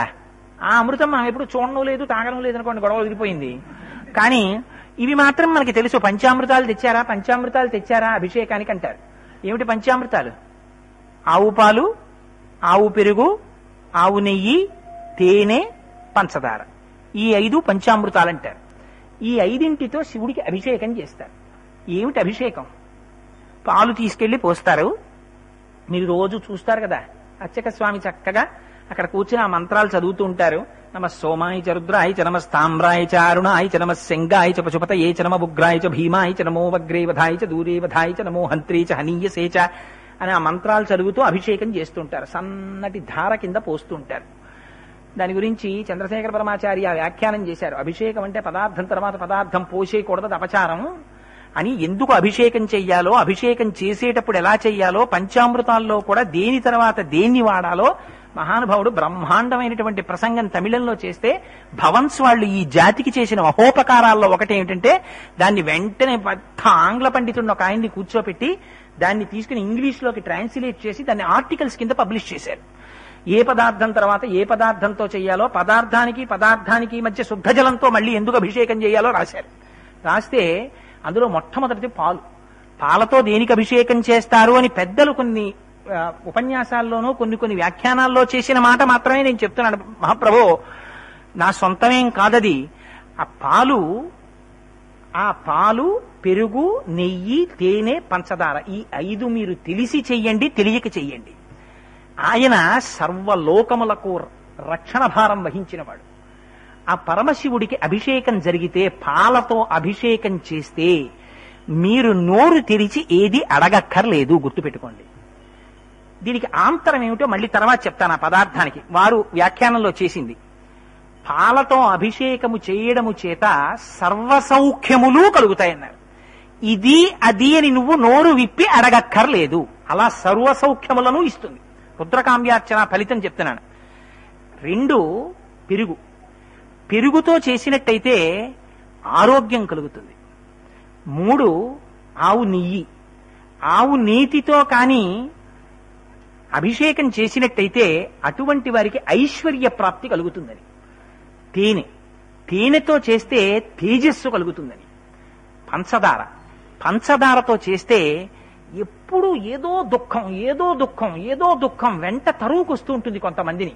ఆ దుఃఖానికి ఇంకా ఉపశాంతి ఉండదు, అలా బాధపడుతుంటారు. ఏమిటోనండి అసలు మా కష్టాలు తీరట్లేదు అంటూ ఉంటారు. మళ్ళీ ఆ పంచదారతో అభిషేకం గురించి కూడా, అసలు ఆ అభిషేకం ఇలా తీసి ఉద్ధరణిలతో వేయచ్చా వేయకూడదా దాని గురించి కూడా అబ్బో ఎంత గొప్పగా మాట్లాడారో పెద్దలు. వారి అనుభవం, వారు చేసినటువంటి విధానం, దాన్ని బట్టి అలా చెప్పుంటారు వారు. ఆ పంచదార కూడా ఎంతవరకు మెత్త చేసి వెయ్యాలి అనేటటువంటి దాని గురించి కూడా చాలా అందమైన మాటలు రాశారు. వారు పెద్దలు అనుభవించినవి అని నమ్మి చెప్తున్నాను అంతే నేను.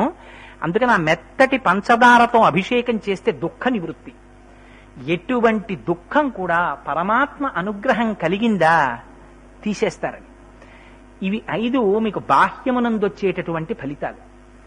ఆంతరమునందు వీటికి అమృతములని పేరు ఎందుకని అన్నారా తెలుసా అండి? పాలు సమీకృత ఆహారం. పిల్లలకి ఆవకాయ అన్నం పెడతామా? లేకపోతే ఏం పెడతాం? పిల్లలకి ఏం పెట్టాం? మార్నింగ్ ప్లేట్ ఇడ్లీ తింటాం, బార్లీ తాగడం, మధ్యాహ్నం ఏదో 6 పదార్థాలు, 2 పప్పులు, 2 కూరలు, 2 పచ్చళ్ళు, పులిహార, చక్కెర పొంగలి, పాయసము, దధ్యోజనం, లేకపోతే ఆవకాయి, మాగాయి, ఊరగాయి, ఆ ఆవకాయి, ఈ ఆవకాయి, మజ్జిగ, పెరుగు. ఇన్ని వాళ్ళేం తాగరు. 30 మాటలు మధ్యలో కాఫీ, 80 మాటలు టీ, ఇవేం ఉండవు కదా. అందుకని పిల్లలకి వీటన్నింటి బదులు ఏమిస్తారు? సమీకృత ఆహారం, పాలు పడతారు. ఆవు పాల చేత అభిషేకము చేయబడినటువంటి పరమాత్మ యొక్క అనుగ్రహంగా మనిషికి కలిగేటటువంటిది జ్ఞాన సమృద్ధి కలుగుతుంది. ఆ జ్ఞానము కలిగిందా? ఏమిటొస్తుంది జ్ఞానము చేత? జ్ఞానం అంటే డిగ్రీలు, క్వాలిఫికేషన్లు కావు. చదివించిరి ననుగురువులు చదివితి ధర్మార్థముఖ్య శాస్త్రంబులునే చదివినవి పెక్కుగలవు చదువులలో మర్మమెల్ల చదివితి తండ్రి అంటాడు ప్రహ్లాదుడు. పరమాత్మ యొక్క స్వరూపం అర్థం అవడం, ఇక్కడే స్వామి ఉన్నాడు, అంతటా ఉన్నాడనేటటువంటి ఎరుక కలగడం, ఇది పాల యొక్క అభిషేకం చేత ఫలితం. రెండవది పెరుగు. పెరుగు చేత అభిషేకం చేస్తే వచ్చేటటువంటి ఫలితం ఏమిటో తెలుసా అండి? పెరుగు తోడుకున్నట్టుగానే మనకి కూడా కర్మ చేస్తాం. కర్మ జడం, లేదా కర్మ అప్పటికప్పుడు అంతరించిపోతుంది. ఓ పని చేస్తాం, ఆ పని అయిపోతుంది. ఏదో కాఫీ తాగుతాను, కాఫీ తాగితే ఇంకా 365 రోజులు అలా కాఫీ కప్ పట్టుకునే ఉంటానా? అలా ఏం ఉండదు. ఆ కాఫీ తాగడం అంటే అయిపోతుంది. అది కాసేపటికి ఇడ్లీ తింటాను, అయిపోతుంది. ఇడ్లీ అయిపోతుంది, కాఫీ అయిపోతుంది. కానీ కాఫీ తాగడము చేత కలిగినటువంటి తృప్తి అనేటటువంటి అనుభవాన్ని లోపల దాచుకుంటుంది మనస్సు. ఈ దాచుకోవడాన్ని లోపల గమ్మత్తుగా లోపల రికార్డ్ చేస్తుంది. ఈ రికార్డ్ చేసేయడాన్ని వాసనలు ఉండడము అంటారు. ఇది మళ్ళీ ఎప్పుడో బయట పెడుతుంది. ఆ కాఫీ తాగితే దిక్కుమాల కాఫీ ఎంత హాయిగా ఉంటుందిరా పొద్దున్నే అనిపిస్తుంది. అలా అనిపించిందా? ఇంకా ఏమిటో ఒళ్ళంతా భారంగా ఉన్నట్టు, ఎక్కడికి వెళ్ళలేనట్టు, ఏ పని చేయలేనట్టు, ఒక్క కప్పు కాఫీ తాగేస్తే అండి నాకు పొద్దున్నే ఎంత ఉత్సాహం వచ్చి. అదేం లేదు నిజంగా. నీకు ఇక్కడ అలవాటు అయిపోయింది ఆ వాసన. ఈ వాసనని తీసేసి, ఈ తోడుకున్న వాసనల్ని తీసి, వాణ్ణి విడిచిపెట్టి ఉండలేని వాసనల వైపుకి తిప్పుతాట.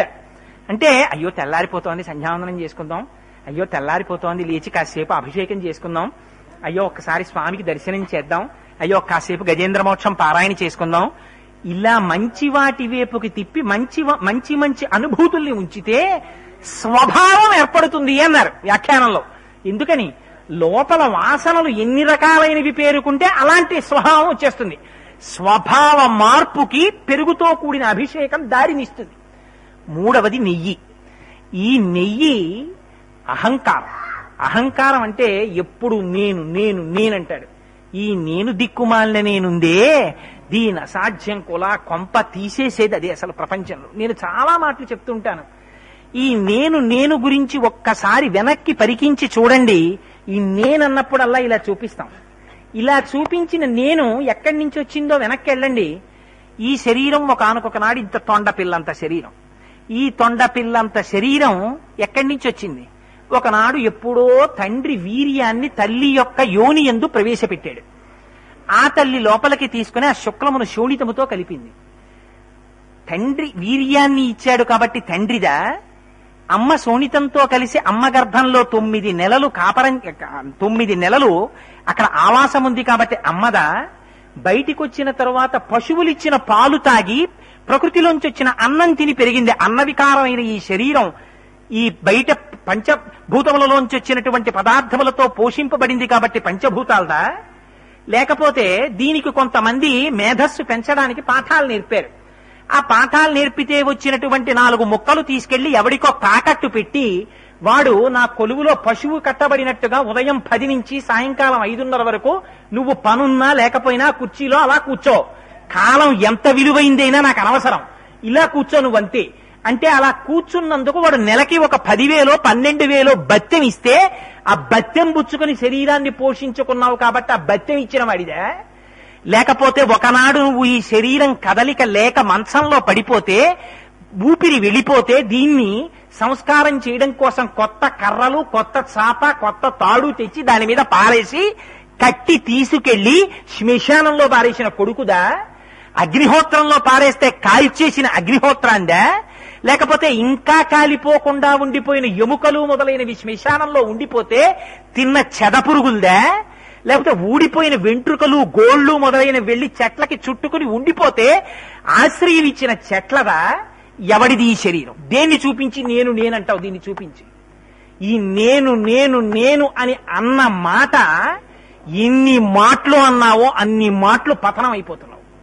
అందుకని ఈ నేను నేనన్న అహంకారాన్ని విరచగలిగితే ఆనాడు నేనేమిటని ఇలా వంగుతావు.